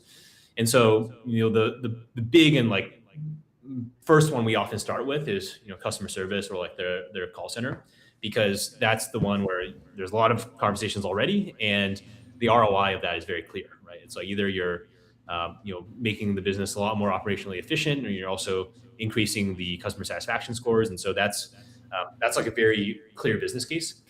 And then what we find is oftentimes after we go live with those use cases, folks will start looking for other interesting like places to slot the AI, because naturally you want to be able to leverage more and more, because if it's doing a good job. And to your point, that could mean things like being proactive with customers, right? So there could be conversations that you're not having today, but by having them, you're able to engage your customers more. You're able to make them more retained. You're able to generate more revenue, and so you can be proactive. You can actually help engage people along their like sign up flow. You can have almost like sales type conversion conversations, and these are all kind of like modules, so to speak, under the big umbrella of the AI concierge. And we're pretty open-minded. I think generally, like, our job is to build the underlying infrastructure. And so we have this construct we created called Agent Operating Procedure, an AOP, which is kind of this abstraction for designing conversations in a very scalable way, where it doesn't require you to write a bunch of code or get a bunch of engineers involved. You're essentially just writing like a natural language document to teach it how to do things and have to execute very accurately. And so that can be applied to any type of these use cases, right? So we keep an open mind of like where our customers really feel the most value to get pulled there and help with those conversations. That's awesome. I'd love to go more on the landscape in general right now, in terms of like where we're at across, I guess, like all the model providers. But when we were researching, I saw on this is a while ago in this world, Jan 17th, 2023, you posted a demo of Papers GPT on X, if you remember building that. Yeah. And like looking at it, it seemed like it was basically one of the first protocols that you can give an LLM context, essentially. Like you provided it with some knowledge to base the conversation off, where you can interact with it and it would give you responses based off whatever you've fed it with. I think in your case it was team fight tactics, actually, from the game. But like it's very clear that you've been at the forefront of the entire arc since, I mean, this was around when GPT was released, right? Look, can you just talk a bit about the transformation that we've seen over these past 2 years and what the next couple of years could look like? Yeah, of course. So that was before we even started Decagon. So I was just playing around with language models when they first came out. And so this is around when, like, if you remember, like LangChain was quite popular, and like people were playing around with different RAG setups. And so I was having a bunch of fun building, various projects. I think if you think about like where things are going now, right? Like for us, obviously, we're building around like enterprise applications, and so I think we think about that a lot. And if you envision the world in a couple of years, like what will end up happening is every business is going to have a external facing agent that is sort of their concierge, if you will. That is like their first point of contact for people to come in and just get whatever they need. And they can do it over the phone, they can do it over chat, they can do it over text or whatever, right? It's just kind of like this first point of contact that it knows everything about you. It can access a bunch of data. And that's going to happen, and we think that's inevitable. And so, hopefully we're playing a big role in accelerating that vision. And that then will be interesting as well as on the consumer side, people will have personal agents. So, ChatGPT is doing some of this where you can go tell it to make an order for you or make a reservation, et cetera, like simple things, right? And eventually, those agents will kind of touch. And so that means that if you're a business, you should be thinking about, okay, well, right now I want to build this agentic layer that my customers can interact with, but ideally that has to be compatible with personal agents in the future. So I think that's like a big theme that we're thinking a lot about of, how do you make that a reality? Because that is going to happen.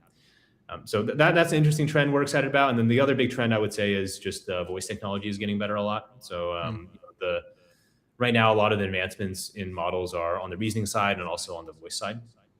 And the advancements of voice, there's a bunch of different forms. Like the voices themselves are getting better, but also open source models are getting better. And so a lot of the work that we do to improve our performance is with training these models and kind of really pulling out performance from them for our specific use case. And because the base open source models are getting better, you'll see voice getting better as well, because voice is a medium where latency matters a lot. So you need to tune models yourself. That's awesome. And it's crazy that a follow-on question from that, in terms of the voice stuff, it seems to have, from the stuff that I've heard, definitely passed the Turing test, if you will. It's very easy to, especially someone who's not AI native as well.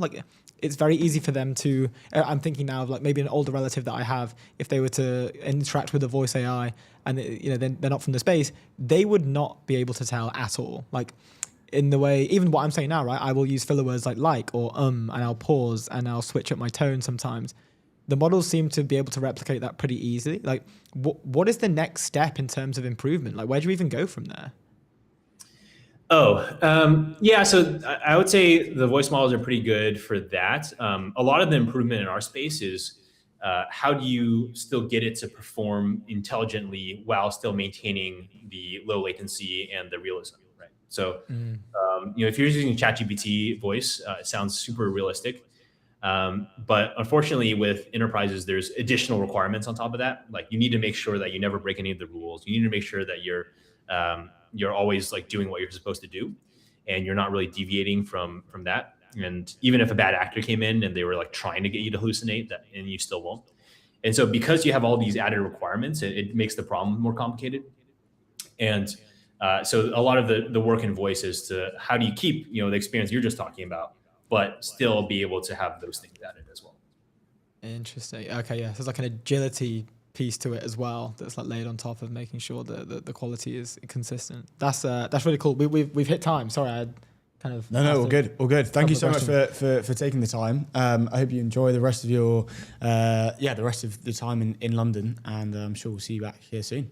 Yeah, of course. Good to see you guys, and congrats on what you're building with this. Cheers, Jesse. Really appreciate it, man. Have a good one. We'll see you soon. Ciao. Awesome. Jesse Zhang, co-founder and CEO of Decagon. Next on the show, we have Ollie. He's the founder of, what is it? The solo AI-preneur. The AI solopreneur, sorry. Yeah. And super interesting. Just a general sort of European tech, robotics, crypto. More crypto than robotics. AI maxi. Yeah. Loves it. And he's managed to build a really cool, he's a good audience builder as well. One of the questions I want to ask him about is about that. It doesn't seem necessarily intentional. It seems curiosity just kind of guides him. He's had some good takes as well. So it's gonna be good to talk to him. But before we have him on, Airwallex leave outdated business banking behind with Airwallex, the all-in-one financial platform built for the pace of modern business, multi-currency account, expense management, online payments, all in one place. Go to airwallex.com. All-in-one platform. That was close. Yeah, go to airwallex.com. I know. Nearly a perfect run. Rough. Yeah, sorry, but I'm gonna call you out. Yeah. You'll love to see it. Before while we wait for welcome Ollie in, let's just jump back in. I want to get up. This is kind of crazy, actually. The Anthropic Pentagon standoffs. Oh, I screenshotted the thing and added Attio and said, "Spot your logo. Thanks for the merch." Oh, nice. Let's go. And Nick was like, "Haha, love it. We'll send more." So Attio, send more merch. We love it. Let me see the. Let's go. Shout out to Nick at Attio. They're shipping like crazy right now. Yeah. They are. He is just like they are just shipping away. I've been seeing all the announcements. Really exciting stuff. This is Carly Kingsley. This Anthropic and Pentagon standoff is not getting enough attention. Anthropic is prepared to walk away from a $200 million contract because they're not concerned about how the Pentagon wants to use their tech for autonomous weapons and mass surveillance. We are at a dangerous intersection. I saw an FT article released as well. I think it was released yesterday. That it was basically just showing the interaction. And I'm trying to understand if there was, a European or UK version of this. I don't think the standoff would be there, mainly because I feel like tech companies are more aligned in terms of regulation and that sort of stuff with the government, which I think here, to be honest, is like a rare case of it being quite good. I think that it does seem to be that they're trying to, and they have until tomorrow at 1 minute past 5 p.m. by the way, to respond to the American government about letting the government use Anthropic for using the models for potentially dangerous like means of war, essentially. Yeah. And I'm trying to think from a European or like a UK perspective here, like do the government, do the tech companies let them in here? Like, is that? Obviously, you have to be super careful, right? But so I know Demis was said in the was it in the thinking game or it must have been in the thinking game.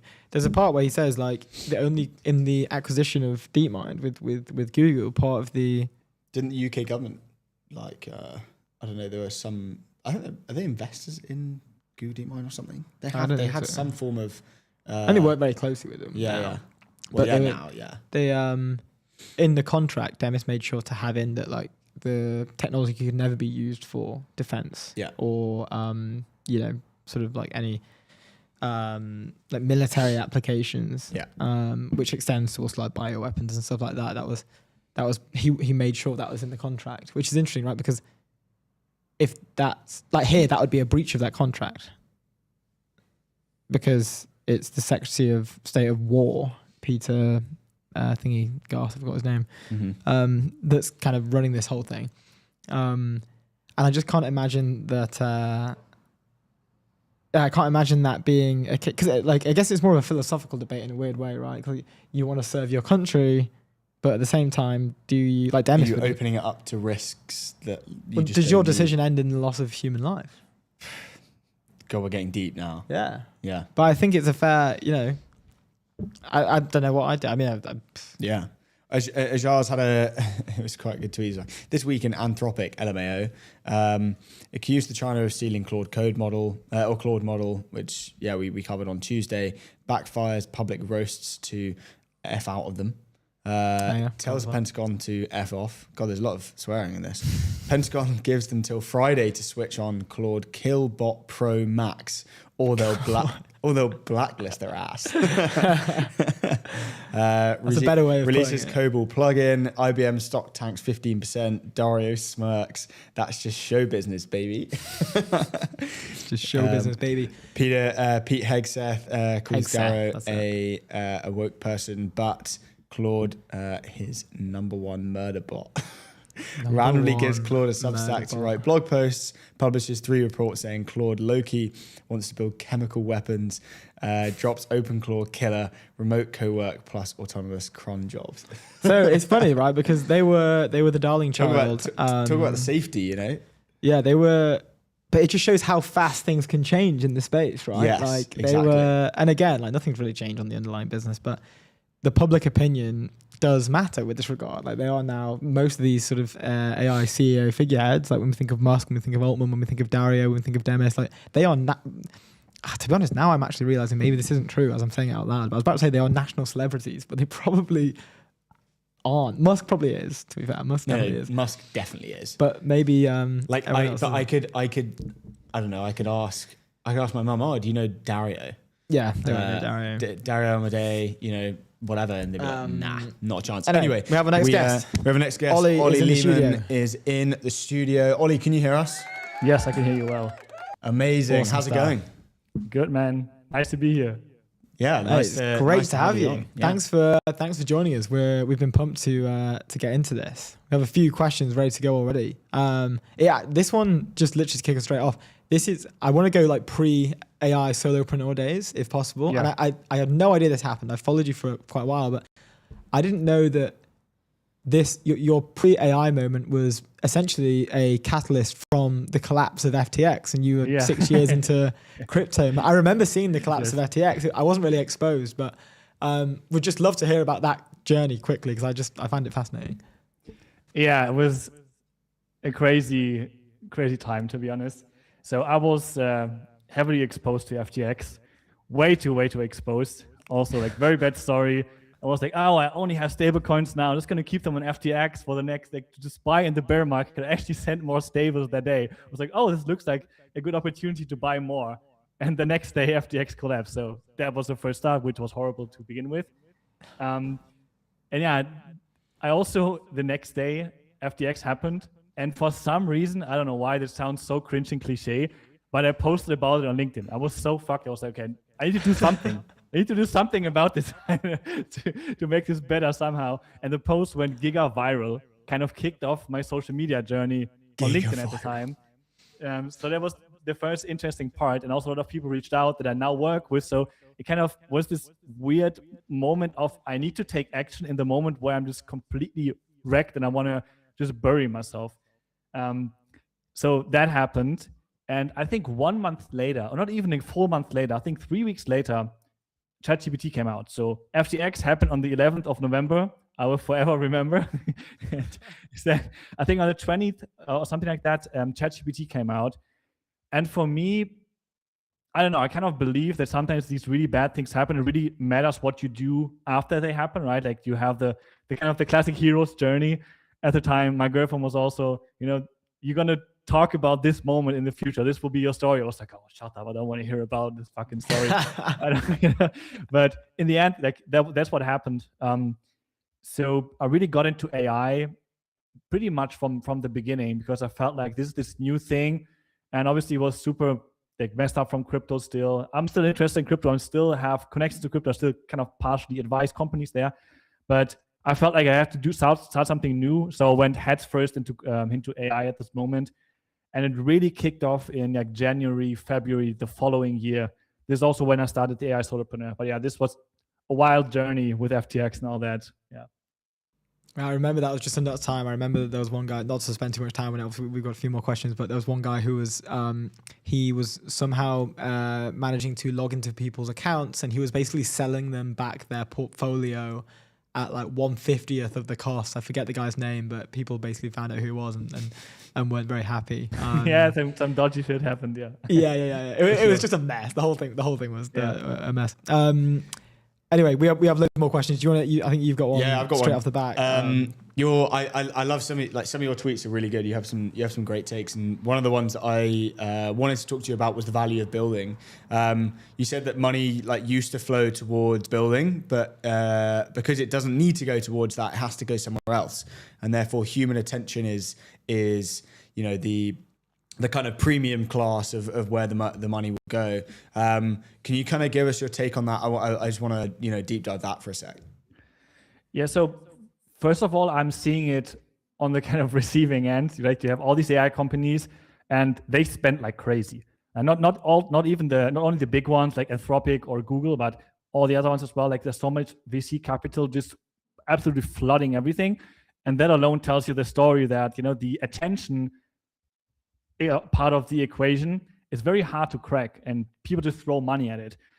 As you said, because the building part is so much easier.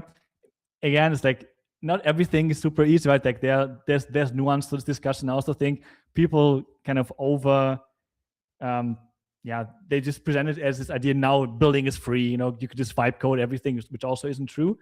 But in general, I still think like media and especially attention and also trust is like kind of the real big moat that's left. And also what you guys are doing, right? Like people just trust other people being live on the show. It's so different. And I'll just see more and more capital also going to this. You just see companies buying up media companies. Just saw something like Starter Storage, which kind of started as a solopreneur thing for some just being acquired by HubSpot, was also kind of a story the last couple of days. So I just see more and more capital and attention go towards media companies, which were always built, not like they were kind of legit, but not as legit as the real companies, So I just see this trend really continuing. And also on the other end, I really believe that people who both figure out how to do marketing with AI and like they're very AI native, but also like true marketers at heart that understand the taste aspect of it, that understand the culture aspect of it, which AI is still not really, really good at it. I think these people just become incredibly valuable for companies as well. And we can already see that people start to just pay more for what people call like GTM agent engineers. So it's interesting because also the role is changing. And that's also how I position my company. Just see myself more as a kind of GTM engineer without having any engineering skills to begin with. Yeah. Dude, well, sorry. It's true. Well, I was just gonna say it's true because like human attention is the scarcity, right? It's the now building and building things is now all abundant, right? Anyone can kind of do it, and the people who aren't technical can kind of do it. So the thing that naturally becomes more scarce is getting people to use the thing that you've built, right? Yeah, there was a cool moment you mentioned there,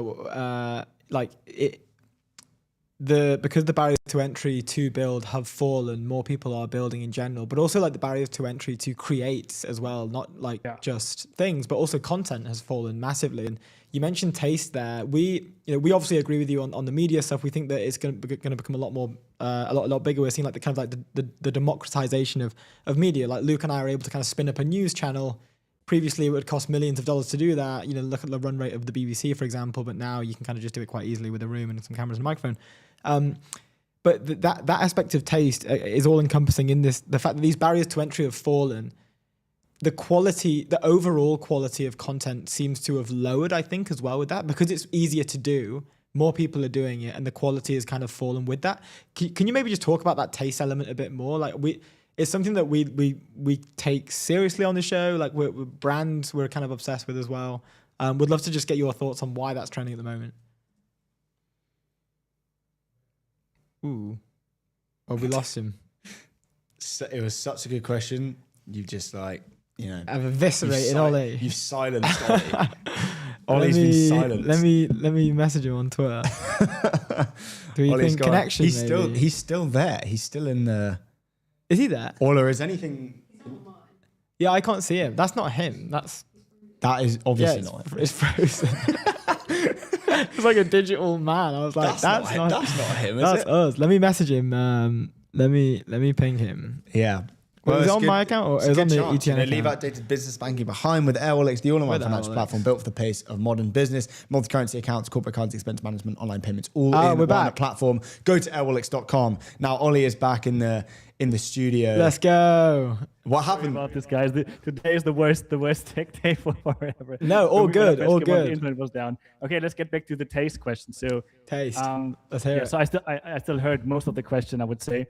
Nice. So I think, like, as you said, because it's so easy to create, everything's just flooded, right? So AI gave everyone an entry, but it's even more important to understand what quality looks like. And I think that's really where it comes down to. You still have to understand the skill or the craft. So if you want to get into content, if you want to get into media, I still think it's very, very important to kind of study the craft of a good story, to study the craft of a good brand, and to study the craft of really what resonates culturally. And this is really the difference you see in someone who is, again, let's say 100x marketer versus someone who's like, oh, I have clout. Let me just create like a bunch of slop today and post it. Oh, I got 0 likes. So, and especially how as this progresses, what I think people already notice these patterns, and I just posted about this today. I tried to read an article about cloud cowork by someone, and I saw all these AI patterns, and like my brain couldn't process it. It was almost like I've seen it too much that I have to focus really hard because my brain is always like, this is slop. Like you shouldn't read it. So when it comes to taste, I still think that this element of understanding where things are going before they are there, that's really important. So for example, if you create in tech, I think it's very important to also have an eye on, for example, like what happens in media that's completely different, right? What are luxury brands doing for their marketing stuff? What is the F1 doing for their marketing? Just to understand how culture impacts media, but also how people change in what they want to see and what they want to feel when media is created. So I still think that the most important part is to build that muscle of a human body is this incredible computer, this incredible machine of an incredible compute, and building that intuition is an incredibly powerful model for yourself. So I think in the end, you are the orchestrator of all these tools, but this part of having a feel for your audience, having a feel for where the market is going is increasingly going to be more important. Yeah, that's such a good take. And you said before you like quote tweeted another tweet and said, this is such a doomer take, and the take was you have 3 years left to make it before you stay poor I hate forever. that one. I hate that one. Yeah. Tell me, I mean, obviously, like you kind of just touched on it, but like, what's the advice for people who are in a situation where they're like, I want to go build stuff. I want to succeed and not stay poor forever. But like, why do you think that that's just such a stupid take? I think there's different levels of why it's super stupid. So one of them is that it's incredibly discouraging to people. I think people post it because they think it's super motivating. David Goggins, oh, do you have 6 months left? The last lock-in is starting today. If you don't make it, you're going to join the permanent underclass. And I think people think that it's motivation, but most people are just going to be scared. And when they're scared, they're going to be paralyzed. They can't do anything because like, oh my God, like what do I want to do? I'm just going to stuck. I'm just going to do nothing. So that's the first thing that happens. Or they get so scared that all of their kind of brain power goes to their fear center in their brain. And it's actually really hard to make good decisions because you just basically fear is taking you over. And it also really encourages short-term thinking. Every time when you go into this short-term only mode, right, it's always bad. Like if you, I'm just going to party all the time, do all these things, whatever, like you're just going to mess up everything. And it's the same thing for building. So I completely understand that notion of it's sometimes harder now to understand, like, is this going to matter in 6 months or 12 months? So I do understand that. But I think telling young people that they only have 2 or 3 years left to make it, I don't know, it feels so frustrating, even frustrating for me, right? So I think it's really important on the other end, if you're an entrepreneur, you can do several things, right? You can, first of all, position yourself in the trends that are happening. That's always the easiest thing to start. So AI is not going to go away. Robotics is not going to go away. But you have all these other things that will happen with them, right? Like it's not like they're going to happen for 2 years and then everything evaporates and we have this utopian, whatever, cars flying around thing. But it's going to take longer. That's the first thing, right? So position yourself with these trends, but also the time scale is most of these people are either going to sell you their product of like, maybe it's like a course or something, or on the other hand, it's people that have companies that raise billions and trillions of dollars that want to attract more capital. So obviously they will just tell you, oh, everything's going to happen now in the next 2 years. This is what we need, $10 trillion more for our data centers. So I think it's just important to, first of all, understand that things will still take time and that not everything is software. Yes, of course, if you build a product that's competing directly with Anthropic, maybe that's not the best idea. But on the other hand, I think the opportunity that presents itself at the same time is also so incredibly big that telling someone they only have 6 months left will actually make them less successful because they will look for short-term things to build. And short-term things to build usually are not the best things to build, right? Because you will just look at what is the hottest thing right now, and every other guy on X will do the same thing, and then they have a million competitors. Then Anthropic pushes an update on Thursday, and you're gone. So. Oh, dude, how it works quite a lot at the moment. It's so true. On that as well, like coming based off that, there was another one we've got down here, like the open claw with Beehive, right? You mentioned how fast things are moving, how quickly people have got to stay up. Like the open claw sort of, I don't even know what you'd call it. It's been one of the probably the most nuts thing we've seen in the past. I don't know, on the timeline this year, definitely easily eats into the back end of last year as well. What, like, how are you, who's someone who's pretty ingrained in this stuff, how are you using it? Would love to hear more about how you're leveraging it. Yeah, so right now I would say most of my core work still happens in Claude Code.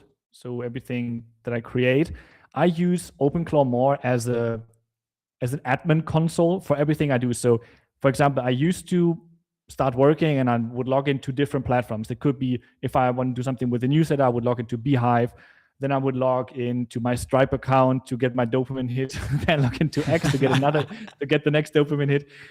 So you have all these data silos, and it also creates this weird loops of checking things all the time, which is like incredibly unproductive. So what I have now is I have OpenClaw set up in Telegram, like every other tech bro on X. But I use topics, which is really helpful. So you have a Telegram group, and you can create little topics like channels in Slack or like channels. Discord is kind of the same thing. So I have one for Beehive, I have one for customer support, I have one for my sales stuff, one for more technical stuff, and one for more kind of live admin stuff. And I would use these and just build these little cron jobs of things that would just run daily. For example, it runs all my analytics, and it's incredibly helpful for me to, for example, if you build a new product, it's very easy to kind of lose a lot of information you gather, which is very helpful. For example, you write a content piece, you get some replies by some people, but in your head, you don't know that these people are customers, for example. Most of the time, you would not match up the email. But I have this OpenClaw set up now that always gathers this context. And for example, if someone gives me feedback on my newsletter and it's a customer, it's probably more important to listen more to them, for example, than to some rando that has never bought anything, because they have high purchase intent and stuff like that. And also I would use these now and just tell them, hey, reply to my email. And I had to go through all of them manually, and sometimes I wouldn't do it because there's too many replies. And now I only have OpenClaw, just analyze all the replies, tell me, okay, what did they say, what were their pain points, and help me create products. So I'm really using this, trying to build products that actually work with my audience and to just gather more data than I did before. Because I would do it manually and again, kind of work on this intuition compute inside of me. So I have some idea what I want to build, but now I can connect this with my customer data that I have in Thrivecard. It's kind of a personalized CRM. And I can just also tell it, hey, every day I want an update of how my stuff performed. Maybe give me an idea of why some stuff might have performed better or worse, and just map this out and help me come up with product angles and gather all this data. So this is mainly what I use it for. Also for like stuff like restaurant booking, you can just install this voice API, just can call a restaurant. But if you're honest, that's like, it's a toy, right? It's not. So I'm really trying to focus on parts that really drive ROI and that are based on the workflows that I do, not on some kind of clickbait guy on YouTube who's like, oh my God, I have the OpenClaw. This changes everything, right? So I'm trying to build things I actually use that actually drive my business. So I think that's a good approach if you use stuff like OpenClaw, to also start very simple, because I see people trying to do too many things at the same time and it breaks, because it breaks a lot. Again, on X, you don't see this. People are like, oh, I went to sleep and I woke up this morning and it built me my next unicorn. You're like, I'm like, yeah, shut the fuck up, you know? That's not true. Yeah, we're seeing a lot of those,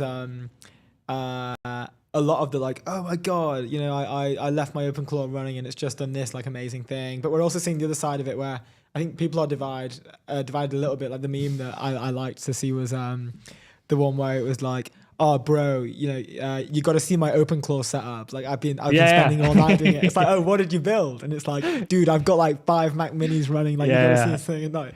It's so true. I spent 30K on Mac Studios, but I made no money. You're like, yeah. And then like, what have you built? It's a balance, I think. Like it's good to understand what these things can do, and it's definitely a big unlock for my business. So don't get me wrong at all. I just think that most people, and it's something I'm trying to do with my content even more now, is to address these from, okay, this is what you can actually do, and these are the problems you have, because most people, they never share these, right? Like, and then people try it at home, and everything breaks, or their API bill is super high, and they're like, oh, something might be wrong with my setup, but it's just someone overselling you on a dream. and then they get discouraged to use AI and like, oh, AI is shit, I don't want to use it. But actually then they miss the big unlock because it's also getting better and better. So I think it's also very important to to set the expectations right and maybe over deliver on expectations for people. And so they feel the unlock and be like, hey, okay, actually that actually helped my life or helped me grow my business. And then as models get better, you can actually do these things that people tell you that they do, like, go to bed, and it builds everything, which most of the time the LARPing is the product, not what they sell. So they just farm Elon bucks or like they sell you something. So yeah, the tweet of them saying it is the tweet thing. is the product. Yeah. yeah, exactly. Are they still? I've not seen any creator payout posts. No, they're lately doing creative. Yeah. Are they still doing it? They've been mad quiet lately. Yeah. Yeah, I've not seen any of it. I don't know where all the money. Where's my money? No, they still do it. They still do it. Yeah. I got a pretty nice one last month, but it's not like, you're not going to escape the permanent underclass with your creator payout. Wait, what's the ratio? Like, what is like? Yeah, you have 125,000 followers. But it's done like it's impressions based, right? Like you get a million impressions, or I think it's impression based, and then it's verified followers based. So if you have loads of followers, they're all not verified. I think that also plays into account. So they somehow I think it's a metric around that, if I'm not mistaken. Wait, what's like? Can you share like what the biggest one you've had is? The biggest one I had was, I think, 2.5K in a month, which was pretty good. But was a really crazy month. So I never it was insane month. As in you just wrote bangers. Yeah, I had a lot of bangers that one. Also, like, it rage bait a lot of people, so they just sent me a lot of Elon bucks. But usually now it's like between like 500 to 1,000 bucks, which is still, it's nice to get pays free money. Bills, because we're gonna be posting anyway, right? Like, yeah, exactly. It's nice to get the cash from it. 100%. I wanted to touch on before you go. I don't know if you've got a hard stop. Have you got a hard stop, or are we? No, I'm cool. Yeah. Okay, nice. Sick, I wanted to touch on AI first, like service companies, and SaaS isn't like the way to go. Service is like the thing. Like big players are expanding into like the application layer, and so that is just not the thing that you should be doing. It's like actually helping companies build their own kind of like AI automations and everything else, which I assume like AI service companies is. So I see this take. I think on X especially, you have these software purists in a way, and they look down on services almost. Yeah. And I think that's really changing. So there are two different ways for me. The first one is you can just build an native AI first service company that just competes with kind of the pen and paper service companies, like the really classic service company. That's like one thing you can do, and you'll have a lot of upside like this because it's so manual still, and people, they don't know it, right? Like, oh, everything's already so automated, but just go to like a random plumber or something, right? Like try to build stuff for them. It's like it's still so manual. And then on the other hand, you obviously have the service layer for kind of the AI how you call it, maybe the AI kind of setup process for most people. So for example, there's this guy who has this company called Setup Claw, which is just like an in-person company that comes to your house. I think it's basically mainly for executives. It's good pricing probably.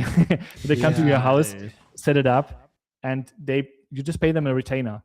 So I think that's probably a better business model for most people than to be like, hey, I'm just going to be the next big AI tool making hundreds of millions of revenue. But you can get to a couple million of revenue with that in a lot of cases. So the chance of success with an AI service company for something like that is much, much higher. And especially now because services also are much more scalable with the use of AI, it's also kind of a new category of companies. And you can also see, for example, Y Combinator, they just put out this, we're looking for these kind of companies now. And they also had more AI-based agencies on there, which also are service companies. So I think it's just shifting a little bit. And I just put out this tweet to maybe wake up some people who are like, oh, only software is the purest form of making money. I want to be, and I think it's actually just going to be harder and harder because again, like it's a supply side problem because if the supply explodes, if you're the greatest dev ever, or if you have the best idea, you can still win massively, right? But probably you're not. That's okay. So, and I would say on the service side, there's still I feel like the gap in the market is still higher, and you can also build cool service companies around these new tools, for example, because so if you build a company, it's just one AI tool, you have the competition of all these other companies that raise hundreds of millions of dollars, and it's going to be hard for you for sure. But if you just build a service around these ecosystems, around these software companies, you can also switch companies that you use for your services, right? Or you can also be an educator. And it doesn't matter if you do Cloud Code and then you do Cloud Cowork and then you maybe do OpenClaw, it doesn't matter. So it's more like tool agnostic. It's more based on the skill of helping people using these tools. So I'm just seeing it from my end, like how high the demand is. So I don't put out these posts just like LARPing because I think it's better, but it's just because I'm seeing the demand for this stuff. And I see so many people trying to creating this AI content tool. I'm like, yeah, like so is everyone else. But like there's so much stuff you can do just helping people to implement AI in their business, which is more like AI agency model, or to use AI in ways that is not used yet, like in kind of old school service business. There's so many ways you can do this. So I just want to kind of motivate people to also look into the service layer, and you can build a very, very profitable service business, that makes you hundreds of thousands a month. That's still, kind of scalable in a way. Not as much as pure software, but also with AI, the upper limit is much higher now.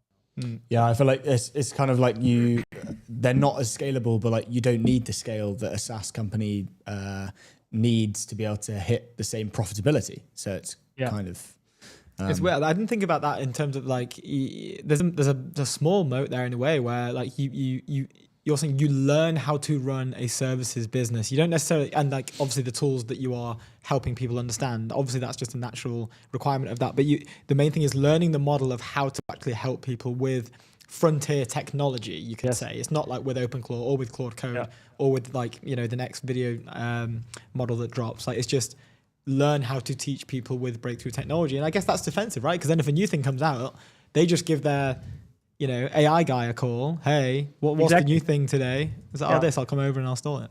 I talked to someone yesterday about this topic, and I think people are just so fatigued because there's so much information out there. Because some people always bring up this argument of like, why would you pay someone to tell me how to set up OpenClaw? And there's a million YouTube videos, right? But that's the problem. There's a million YouTube videos, and for everything, like you just swap between creators.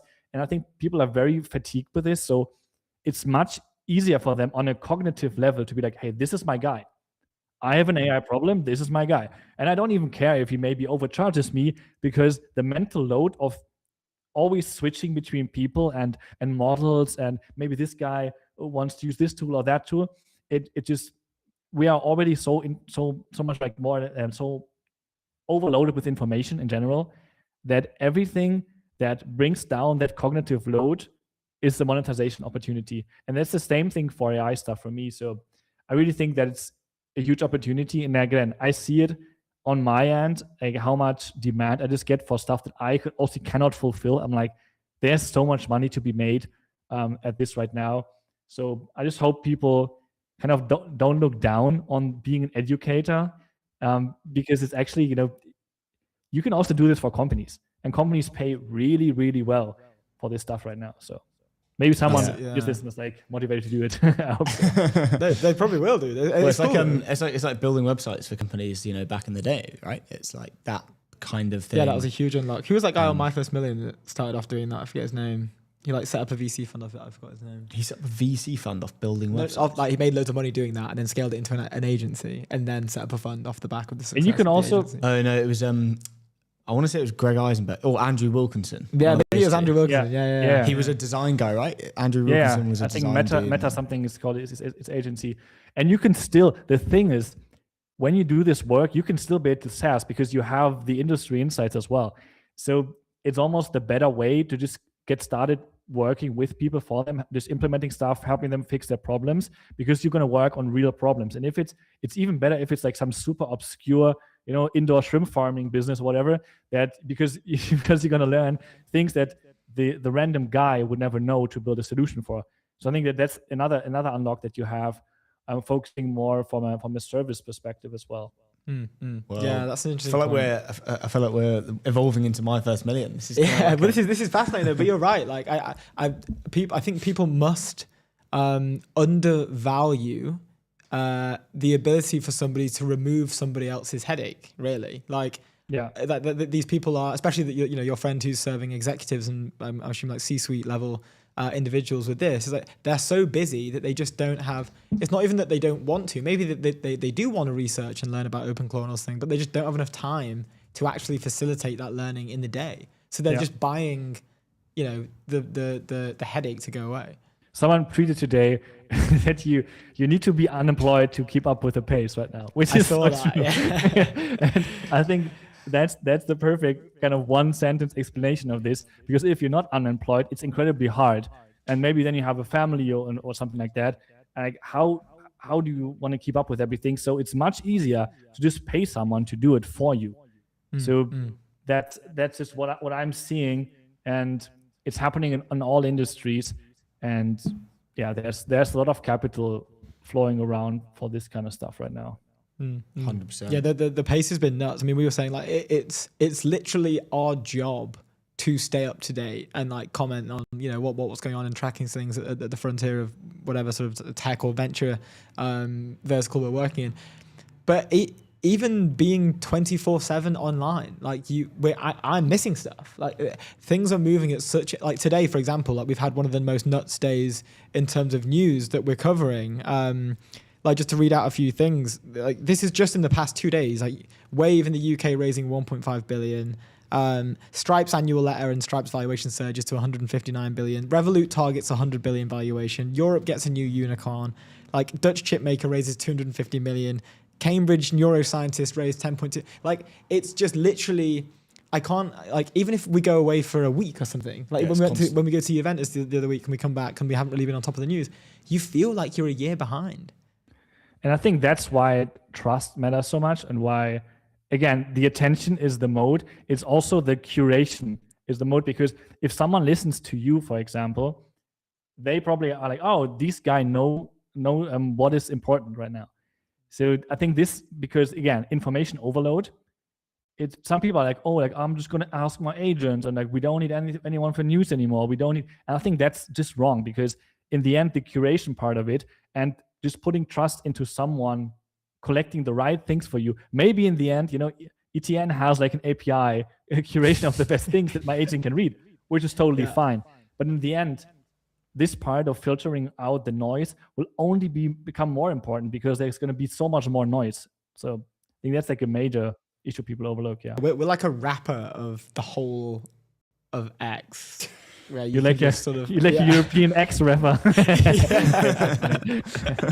That's so joke. That's the way we're seeing it. Yeah, we're super over time. I mean, we're thoroughly enjoyed. Thank you so much for spending the time. We appreciate it. Yeah, it was a pleasure. We'd love to come back. Sorry for the tech issues. I don't know, somehow today is gonna. No, dude, you're good. You're good. It's open seat. Whenever you want to come back, we'd love to do this again. This is awesome. No, yeah, we've had a good time. Down. I love this stuff. I might do some live streaming too. Like I actually enjoyed a lot. Okay. Let's go, man. Awesome. Care, Get guys. on the live stream train. Yeah, we'll be supporting. I'll do. Perfect. Okay. Have a good one. Cheers, dude. Have a good one. Cheers. Ran a lot over there, but that, I don't know, things are just flowing. We hear that podcast is high. Also, we don't really. I feel like we don't really talk to. We haven't really talked to anyone who's like Ollie. You know what I mean? He's he's super ingrained into. It's kind of his job as well to kind of stay up to date on. Yeah, he's AI solopreneur. We haven't really had a solopreneur on. Like a lot of the stuff that we talk about is kind of like venture pilled, which is good. But also, we've not had any like bootstrapped. It's great to have. Well, we've had Fleet. Oh yeah, Fleet. Sorry, yeah, Fleet. But Fleet's more of like that's a business, right? Yeah. Ollie's like kind of like I assume it's solopreneur. Yeah. There you go. Which is super rogue. Anyway, Polymarket, the world's largest prediction market. Stay informed and profit from the knowledge. Go to polymarket.com. Next on the show, we have the legend who is Alex McDonald. He is the co-founder and CEO of Sequel. So they have just announced. Is it out? Yeah, it's out. Wait, should we get it up? It's announced. Let's watch the video before he comes on. Yeah, let's 8 do minutes. it. Go on to Alex's account. Okay, yeah. Let me just get it up. It reads, technology which started as science fiction saves 1.8 million lives per year and has created $55 trillion in value. This is quite sick. This is so good. We watched it a few days ago. Tell your story, make it a reality. Fiction is the future. Okay. Wait. Let me get to the start as well. Because you wanna wait, what are you doing? Well, because I can hear it, but wait.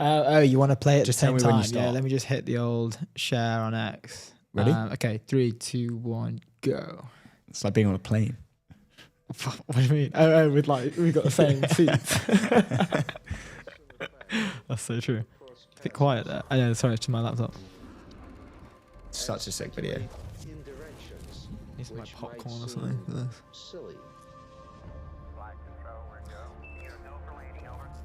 Every great breakthrough starts as fiction. Good evening, Dave. How you doing, Hal? Morning, Pete. Coffee's on and your Uber's on its way. Stories are sparks that detonate inside the mind. By the end of next year, I think we'll be selling humanoid robots to the public. Hello. These sparks create agency. Introducing Apple Vision Pro. He gave us a place to go, a place called the Oasis. That's a sick film, by the way. Great film. The metaverse. And agency changes the future. When they launched that was like super funny. I like tanked their stock price. Yeah. This is the world's first consumer-grade exoskeleton. That's nuts. That's quite old as well. Yeah. You know Robert Heinlein, the science fiction author who did Starship Troopers? He was literally writing about this in the 1940s. Civilizations advance through this cycle. The next era of Western civilization. That's what the Brewdog founder looked like. Is the most advanced of current fusion machine designs. That is a sentence that would have sounded like science fiction just a couple years ago, and now Then it left. Does, but it's you can like see it through the fog. Yes. Chat GPT. Maybe you've heard of it. If you haven't, then get ready. Hello, I'm here. Oh. Hi. Hi. Mad. A story Goosebumps. inspires a mind. Where we're going, we don't need road. I remember those That crepes mind getting about easily. some like $28,000 for a pair of them. Basically the Star Trek translator. Pretty much there. Yeah. And the leap becomes a new story for those who follow. Someone called these the real-life Tony Stark glasses. Tell your story. Make it reality. Fiction is the future.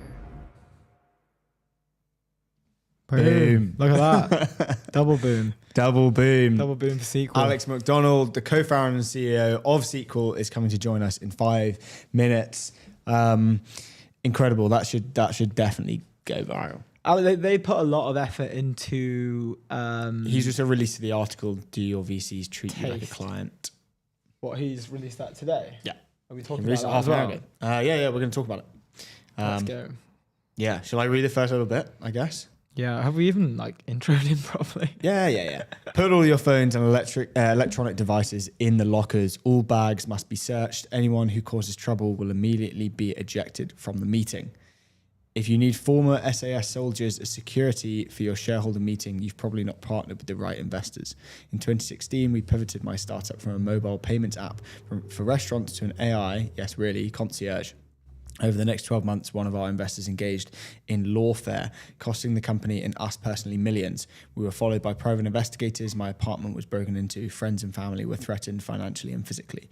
It culminated in an extraordinary general meeting where they tried to remove us from our own company. And I'll let you guys read the rest. It's called Do Your VCs Treat You Like a Client from @AlexFMac. He has some mad stories. It's so cool. What was the one? Where was he? Where He's in France. the guy? Was it France with the? He was like He used to work for I don't know if he. I think he's mentioned this like yeah. previously. He had before. that tweet thread that went viral about his experience. Was it in Venezuela? Oh, yeah. With like the Venezuelan government or something. Yeah. That was just basically ended up in just like warfare. Not with him personally, obviously, but like around him. Yeah. Which sounds nuts. So they were just basically coming out. It was just like him just trying to fucking first time I swore on the show. Sorry everyone. That's £10 to me. Is that a tenner? Is that a thing? Yep, that's it. Game over. That's fair enough. Okay, I'll pay you.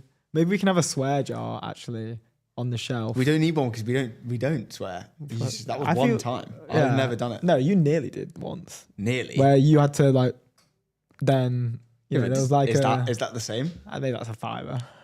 I didn't do anything wrong.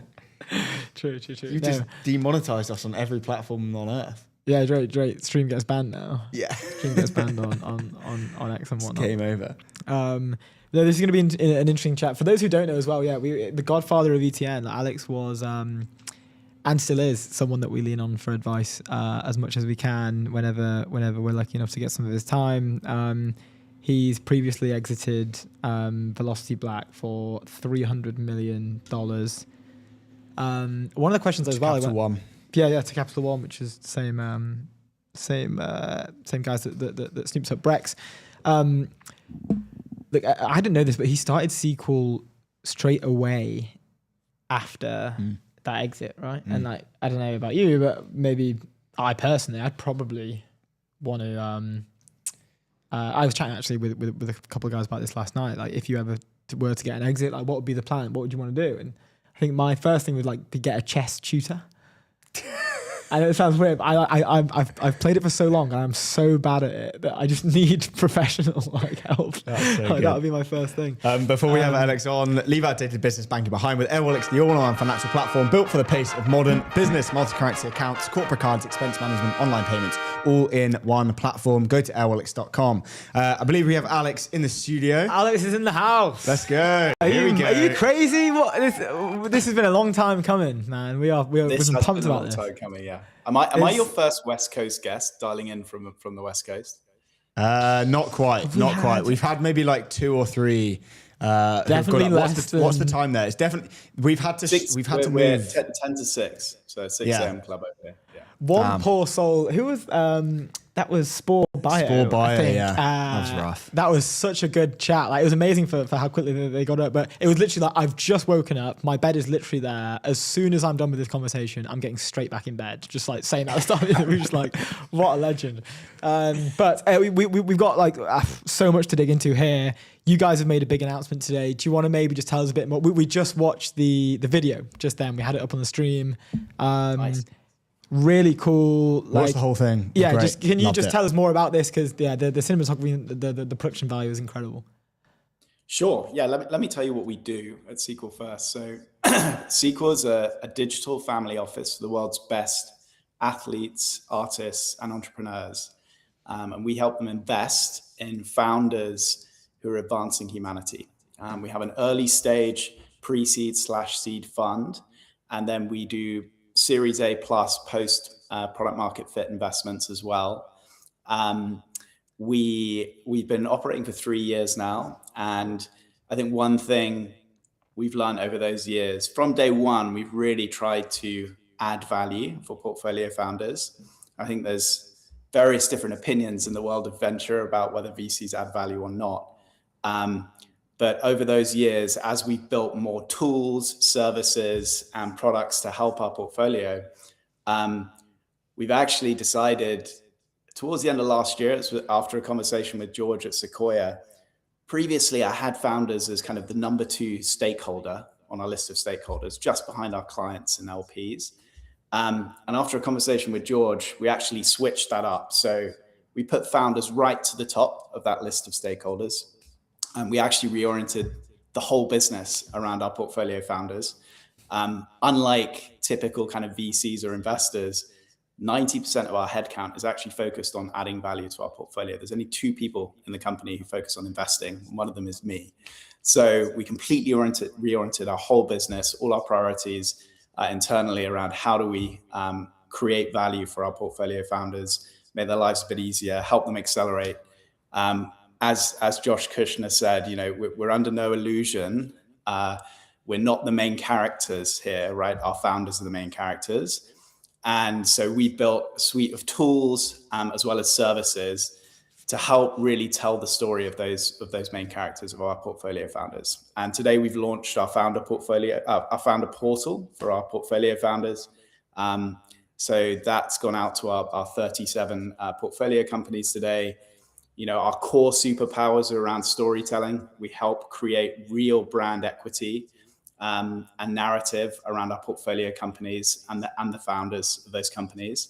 And we help with all the other stuff that a typical VC would. We have a great network, we have influence, we have, we help with fundraising, hiring, all the other things that a typical VC would help with. But storytelling is our core superpower. So our announcement today was firstly a campaign to help kind of ignite the imagination of more founders.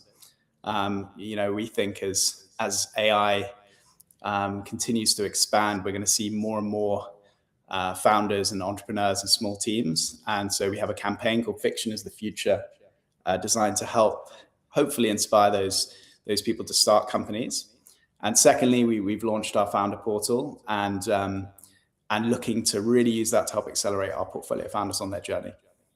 Let's go. Let's go. Cool. This is huge. The watching the video, it's clear straight away how much effort you guys put into production quality, into I guess the buzzword right now is taste, like making sure things look good. It's integral, but not. And I know this because I have one of the SQL caps, but it's all the way from the level of production to even the buckle on the back of your SQL caps. It's very they're high quality, and I know this because I have one. Other people might not know this, but it's a high quality cap with a nice buckle on the back that's got an engraving. People wouldn't even notice that. And my question that I just wanted to ask is why is this the forefront of your guys' mission? Because it's awesome. Look, I think people can say anything. At the end of the day, your actions and what you do speak louder than your words. And we're building something generational ourselves, I believe. And that quality has to be present across everything we do. I can't personally take all the credit for that. I have an amazing team. Particularly, I'd say Julia on the creative side, our creative director, and her team in the storytelling team are fantastic at getting those details right. They have the technical skills and experience to be able to create, an amazing piece of content like that video which we put out today, Fiction is the Future. Shout out to Matt in particular for helping me on that project. Look, ultimately, I can't take all the credit for that. I do take credit, though, for attracting and hiring a really great team. Look, actions speak louder than words. We try to demonstrate our dedication to craft and quality across every single thing we do, even the buckles on our caps. You also so you say actions speak louder than words, but you say the importance of telling your story, right?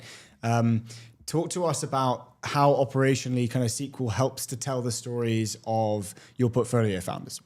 How does that look behind the scenes? It's great, it's cool. Yeah, so look, we actually, we now treat our founders as clients, right? So when we make an investment in a portfolio company, we have an onboarding process, which, is multiple emails. It's like you've signed up to, or you've joined a membership community, right? And it helps you connect with individual members of our team across each department. And it helps connect you with our resources, and then it offers services. So, one of the first things we highlight is our storytelling team. We have a full team of video editors, videographers, motion graphics designers in London, but also contractors around the world, particularly in the US. And we offer to help portfolio companies create assets to help them tell their story. And that could be product launch videos. It could be behind the scenes documentaries, which is what I love working on. Or it could be customer testimonials. These are all video assets. I'm not talking about the kind of rage bait style, content that you may see many YC companies actually come out with recently. I'm talking about content which builds real equity value in the long term, right? Which when you look at it, in 3 years' time, will have helped you attract talent to the company, right? Help build a real connection with stakeholders, attract investors, potentially even attract acquirers, right? That kind of brand equity is what leads to really valuable outcomes in the long run. And so we offer those services to our portfolio company. We don't charge them anything for creating these videos. So we go and we will spend 2 or 3 days filming with them on a particular project. We'll do all the editing. We'll come up with a concept, which we think is engaging. And then we'll produce a video for them. In some cases, we'll help them distribute it. In some cases, they're distributing it themselves on their own platforms. And in some cases, our clients help amplify those stories, right, by reposting them and engaging on social media. Our clients have over 300 million followers across all the different platforms. So that's the real core of it. It's like building real long-term brand equity through storytelling, and obviously helping distribute that and get it out there in the world. Yeah, you can see it like obviously A16Z are a huge kind of proponent for pushing like storytelling forwards. I wanted to ask generally in VC, how do you feel? I feel like they're very different to the way other VCs work. And you're talking about VCs adding value and potentially destroying value. How do you feel?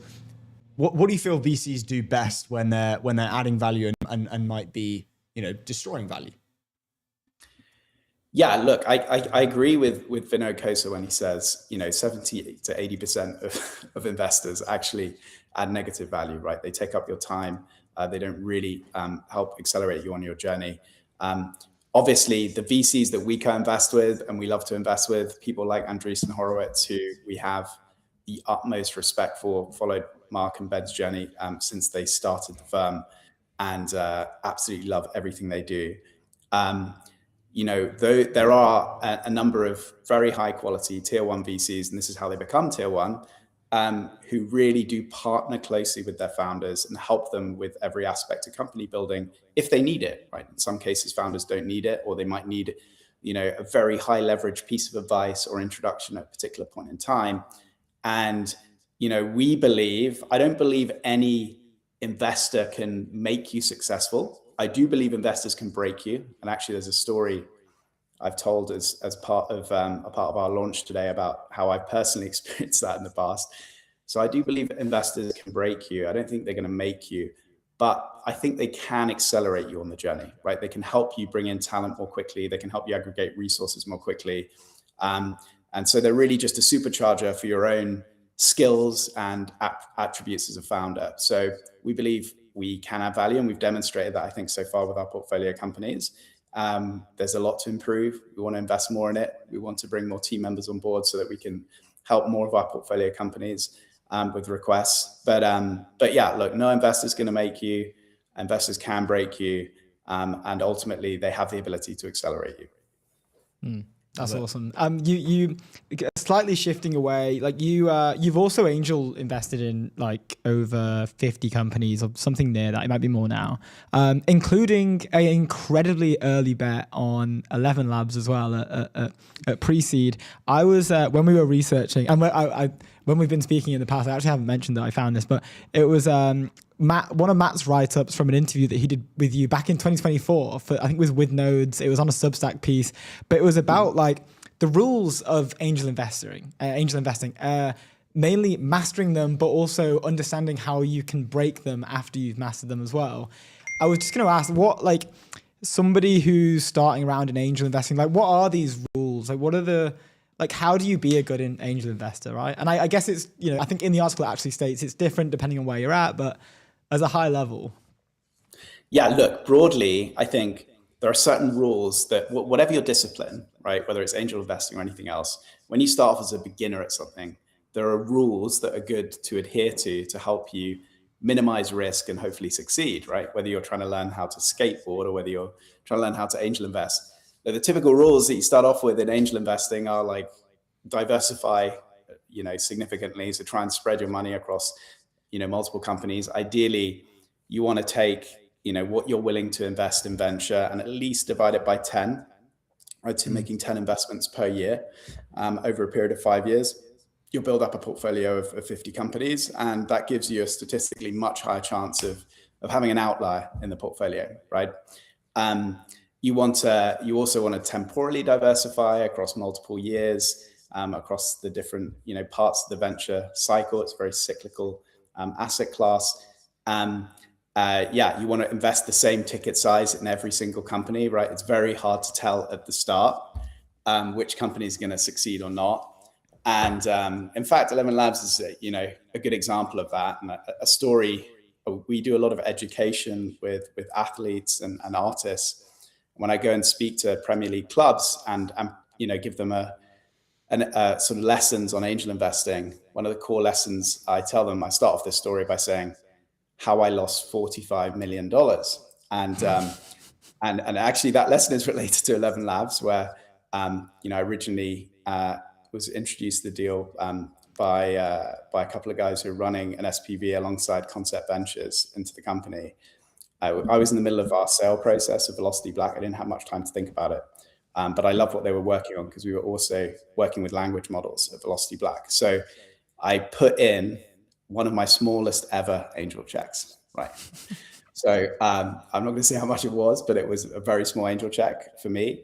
If I put in my average angel check, I would have made roughly $45 million more than I've made on that investment. So that's wild. That's a painful lesson. As much as it's a great, the team's done an excellent job. I've had absolutely nothing to do with that, but they've done an excellent job, obviously executing on that business. But yeah, I always invest the same check size, diversify as much as you can, to poorly diversify, try and invest alongside great investors who know what they're doing, right? Like, invest alongside VCs and like super angels who have real experience. Those are the lessons that I'd say for beginner angel investors you should follow. But once you master the art of investing, I think you can start to break the rules. And in some cases, the advice that you give to experts in a discipline is the opposite of advice you'd give to beginners. And I think that is applicable to angel investing. For the very best investors, if we look at the very best funds in the world, people like Hummingbird in Europe, Thrive in the US, various other tier one funds, a lot of them have follow opposite rules to what I just explained. They have hyper concentrated portfolios, right? They make big bets in a small number of companies. They don't evenly temporally diversify. They will optimize for whatever stage of the cycle we're at in venture, right? They will deploy during periods of fear, and they will harvest during periods of greed, right? They will, they don't take any signal from any other investors. They have conviction in their own decisions, and they don't need to co-invest with someone who is building separate conviction. And they will do things that for angel investors I wouldn't advise, like they will invest in bridge rounds, right? And do various other things. So yeah, look, in some cases, the lessons for the experts are almost the opposite of what you should be doing as a beginner. That's so fascinating. So good to get it. We are unfortunately fresh out of time. Alex, thank you so much for joining us today. I know you guys are super busy, and thanks for getting up early as well. It's been awesome. Good luck on everything else you're launching as well. Thank you. We'll see you soon. Have a good day, guys. Cheers, dude. Ciao. Next on the show, we have Mark at GC. I think Mark can hear us. Can you hear us? Yeah, I can hear you guys. Awesome. Yeah, we're very good. How are you? Doing well. Good. It's so good for you to join us. Thank you for this conversation. We spoke to the Dwelly guys this morning. First guest on the show. It was a nice little warm up segue into this conversation. Maybe for the stream, do you want to maybe intro yourself, your role as well? Obviously, people know what GC is. We've had a multiple guests from GC, but maybe just to and the Dwelly deal as well. Yeah. Let's do that. No, that sounds great. Yeah, I'm Mark. I'm with General Catalyst. I help lead up our creation strategy. So that's our special dedicated resources for building companies and doing transformations. So creation is a little bit different than your usual VC investment in that either we're incubating a company or meeting a team like Dwelly and really helping them think through their strategy. So in their case, supporting and funding a roll-up strategy that maybe is a bit different than what a normal venture firm would do. And talk to us about this. About I guess it's a trend, right? We were talking to the Dwelly guys when they first started, and they said, "Look, we got like passed by a ton of VCs, over 100." They said, and now it's still not, it's still not normal to be doing this. It's quite young as a strategy. Talk to us about the strategy and why GC particularly are super kind of bullish on AI like roll-ups.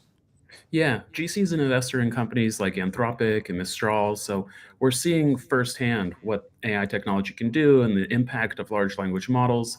But at the same time, many industries are highly fragmented. They're more old school. They don't buy even technology, let alone AI technology. They're still working on things like software and cloud.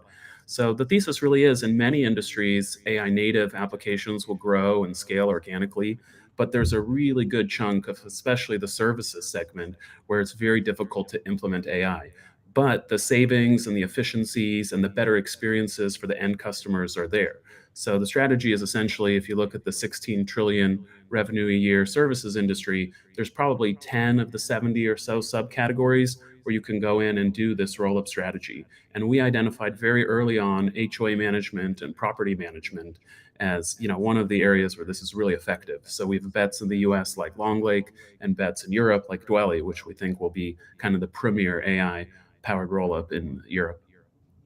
That's so nice. It's such a cool, like one of the questions we asked for them was how initially for them on the VC side, how was it having these conversations amongst over the past year? Where it's slightly contrarian, I guess. Like most people aren't really looking at that space. They're looking at, I guess, like vibe coding was the big one, I guess over the last year where everyone's just been pouring money into. How has it been, I guess, deciding to do this internally? Like what, was this a conscious decision? Like we're aware of this here, like we will have some exposure, but we just can't miss this, like these developments in this space? Like, yeah, we started investing in this strategy about 3 years ago and really are the largest investors behind so many of the best projects in the US and now in Europe as well.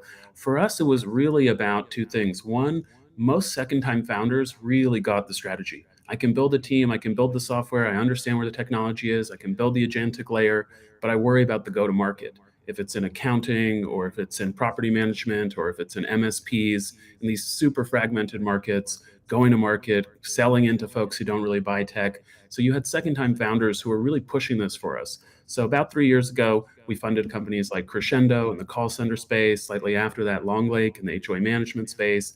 And then obviously we got more systematic, probably closer to 2 years ago, when we started seeing Crescendo and Long Lake and others doing well. We said, okay, well, where can this strategy really work? And one of those was certainly property management. We also identified quite early on, we thought Europe was interesting because a lot of European companies struggle to go from the UK to France to Germany. It's not easy necessarily. There's cultural divides, language divides, there's regulatory challenges. And so my view is actually the roll-up strategy could be even more powerful in Europe, where acquiring your way in. And so as we think about Dwelly and expanding, they're already one of the 15 largest in their space in the UK, but can they go into Germany? Can they go into France? Can they expand? So I think the roll-up and the acquisition strategy in the US, it's really about just selling into these businesses that otherwise wouldn't adopt technology. I think in Europe, it can also be about jumping from country to country and building a really large size business through this inorganic strategy. Yeah. We had Ollie Lehman on the show previously, and we asked about kind of AI services businesses. Can you talk to us about like bridging the gap between kind of like the whole kind of global services market and the VC world? I feel like they're very different worlds. And yeah, talk to us about bridging that gap. Yeah, they're very different worlds because of the margin story. So, globally, services is a 16 trillion revenue business if you think about accounting and legal and IT services, and software is roughly only a 1 trillion revenue business globally. The big difference is once you hit scale in software, you have very high margins and really strong free cash flow. So you see companies like Microsoft and CrowdStrike and others do extremely well there. That being said, we think the whole services margin profile will change. In about 10 to 15 of the 70 services industries, we think where LLMs are today and agentic workforces are today, you can already automate about 30% of the tasks. So that's automating about a third of what people do, not necessarily automating people, but their tasks. And if you free up about a third of the time that people have, you can start suddenly have them doing things like cross-selling or adding new products or going and finding new customers. And that really is the Dwelly story as well. How do we give back a third of people's time? And now they can go and they can manage more properties. Now they can go and they can go find more clients. And so that drastically changes the margin profile. We generally see a doubling of free cash flow in an 18-month period in these roll-ups that we're backing. So it's a really, really powerful story of, unlike private equity where you're adding debt, you're cutting costs, and there's only so much you can do for improvement. Here we're actually adding costs, we're adding AI infrastructure, but we're going out and we're meaningfully increasing revenue. And it's that revenue increase with a much smaller corresponding cost increase that is driving this doubling in margin, doubling in free cash flow. So it's an extremely exciting story that really only AI native teams in combination with people who know their space can do. And so in Dwelly, we saw that in terms of, great technologists, but also people who had run businesses before at scale. Yeah. There were parallels, like we mentioned, like this fellow that we had on earlier, Ollie Lehman. He runs the solo AI entrepreneur. He has 130,000 followers. He teaches people how to use AI a lot more, and a lot of his friends are in a weirdly similar way. They're setting up sort of one-man businesses where they're helping executives set up OpenClaw, for example, and they're selling that as a service, like a services business, but on like a microcosmic scale compared to this. Like, are you following this at all? Like, do you have any thoughts on like that as a business? Like, obviously it's not VC fundable, but it seems to me that there are so many opportunities to, I guess it's like AI knowledge arbitrage, essentially. Like you're essentially bringing AI over to someone who either isn't up to date with it or is not just on a full company scale, but also for like one person doing one job. I think that's the last vector here, which is the implementation.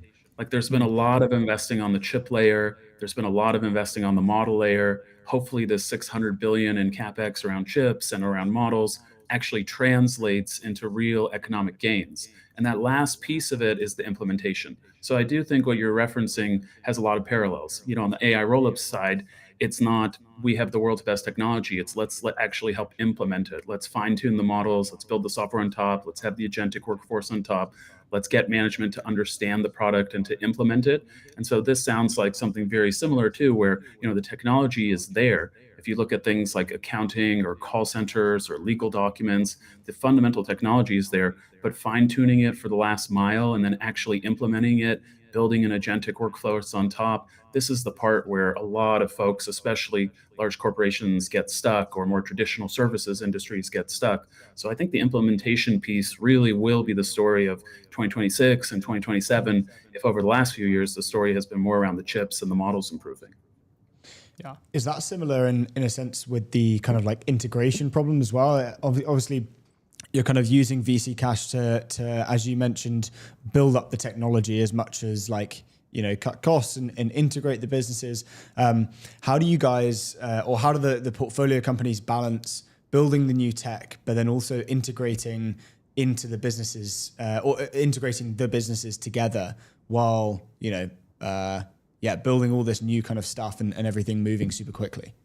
Yeah, I think there's going to be a new prototype for founders. Historically, they were amazing software engineers. They maybe worked at a great startup together. They saw how a technology platform can scale. I think we're going to be asking more of founders in the future. They have to be excellent at technology, understand AI, understand the different models, understand how to fine tune a model, build software on top, build agents on top. They have to be great at tech, but increasingly, they're going to also have to be great at capital allocation. So how do you actually buy the distribution or the data you need to get scale? And so the capital allocator part will also be really important for founders. But if we look historically, companies like Anduril are extremely active on M&A. Meta probably has a lot of its value because of its acquisition of Instagram, of WhatsApp. And so in many ways, the very best founders have always been great at the technology piece, but also at making these strategic moves and doing M&A. I think it's just happening a lot faster in this AI world, where having more data and getting to market more quickly are increasingly important. And so I think teams like Dwelly are kind of showcasing that in Europe as really one of the first preeminent AI-enabled rollups in Europe, starting in the UK, but certainly expanding soon. Yeah. Do you think in terms of like other industries you feel like are kind of ripe for this? They're highly fragmented and everything else in between, and kind of a lot of admin based and all of that kind of stuff. Do you feel like there's what industries are kind of the biggest signal for you guys at the moment? Yeah, HOA management, property management for sure is one. Accounting, legal services, insurance, IT, MSP, wealth management and investment management, fund administration. In all of these businesses, if you go in and you map out how are people spending their time, you find that 30% plus of the hours they're spending could be automated with tools around customer service, tools around data entry and presentation, tools around making marketing materials and other content and copy. And increasingly, as the models are getting better at logic and reasoning, really just basic logic tools. Should we underwrite this? Should we do this transaction? Does this NDA look good? And so the logic and reasoning part really has been over the last 6 to 9 months as the models have got better. There's been more fine tuning and there's been huge improvements in RL as well. So these broad categories, if they end up being 20, 30% of what's happening in a company, how people are spending their time, already today can be automated. So then it's just a question of sort of building out the software, building out the agentic workforce and taking the last mile and actually implementing it, which can be hard in many times. And I'm curious, you obviously lead value creation at GC. How has kind of like GC helped like architect the strategy for Dwelly, or has it in any way? Yeah. Has it helped kind of architect that roll-up strategy? Probably in 2 ways. One, tactically, we go and we look at the deals with them. And we have the benefit of, we've backed now 8 AI-enabled roll-ups in different stages. So we have the benefits of knowing bankers, knowing how to structure these deals, going in the data room, giving a sense of it. So we're really on the ground helping them. But I would say the larger part is thinking more strategically. GC is an extremely global firm, US, Europe, India. So we're also kind of comparing across these continents and thinking about how to expand and become a global company. Dan, Ilya, and team are extremely ambitious and want that sort of global outcome. And so we can be extremely helpful now as they look at new markets. We have offices in Germany. We're active investors, companies like Mistral in France. And so also strategically thinking about how do we make this a major outcome for them and all of the customers they serve.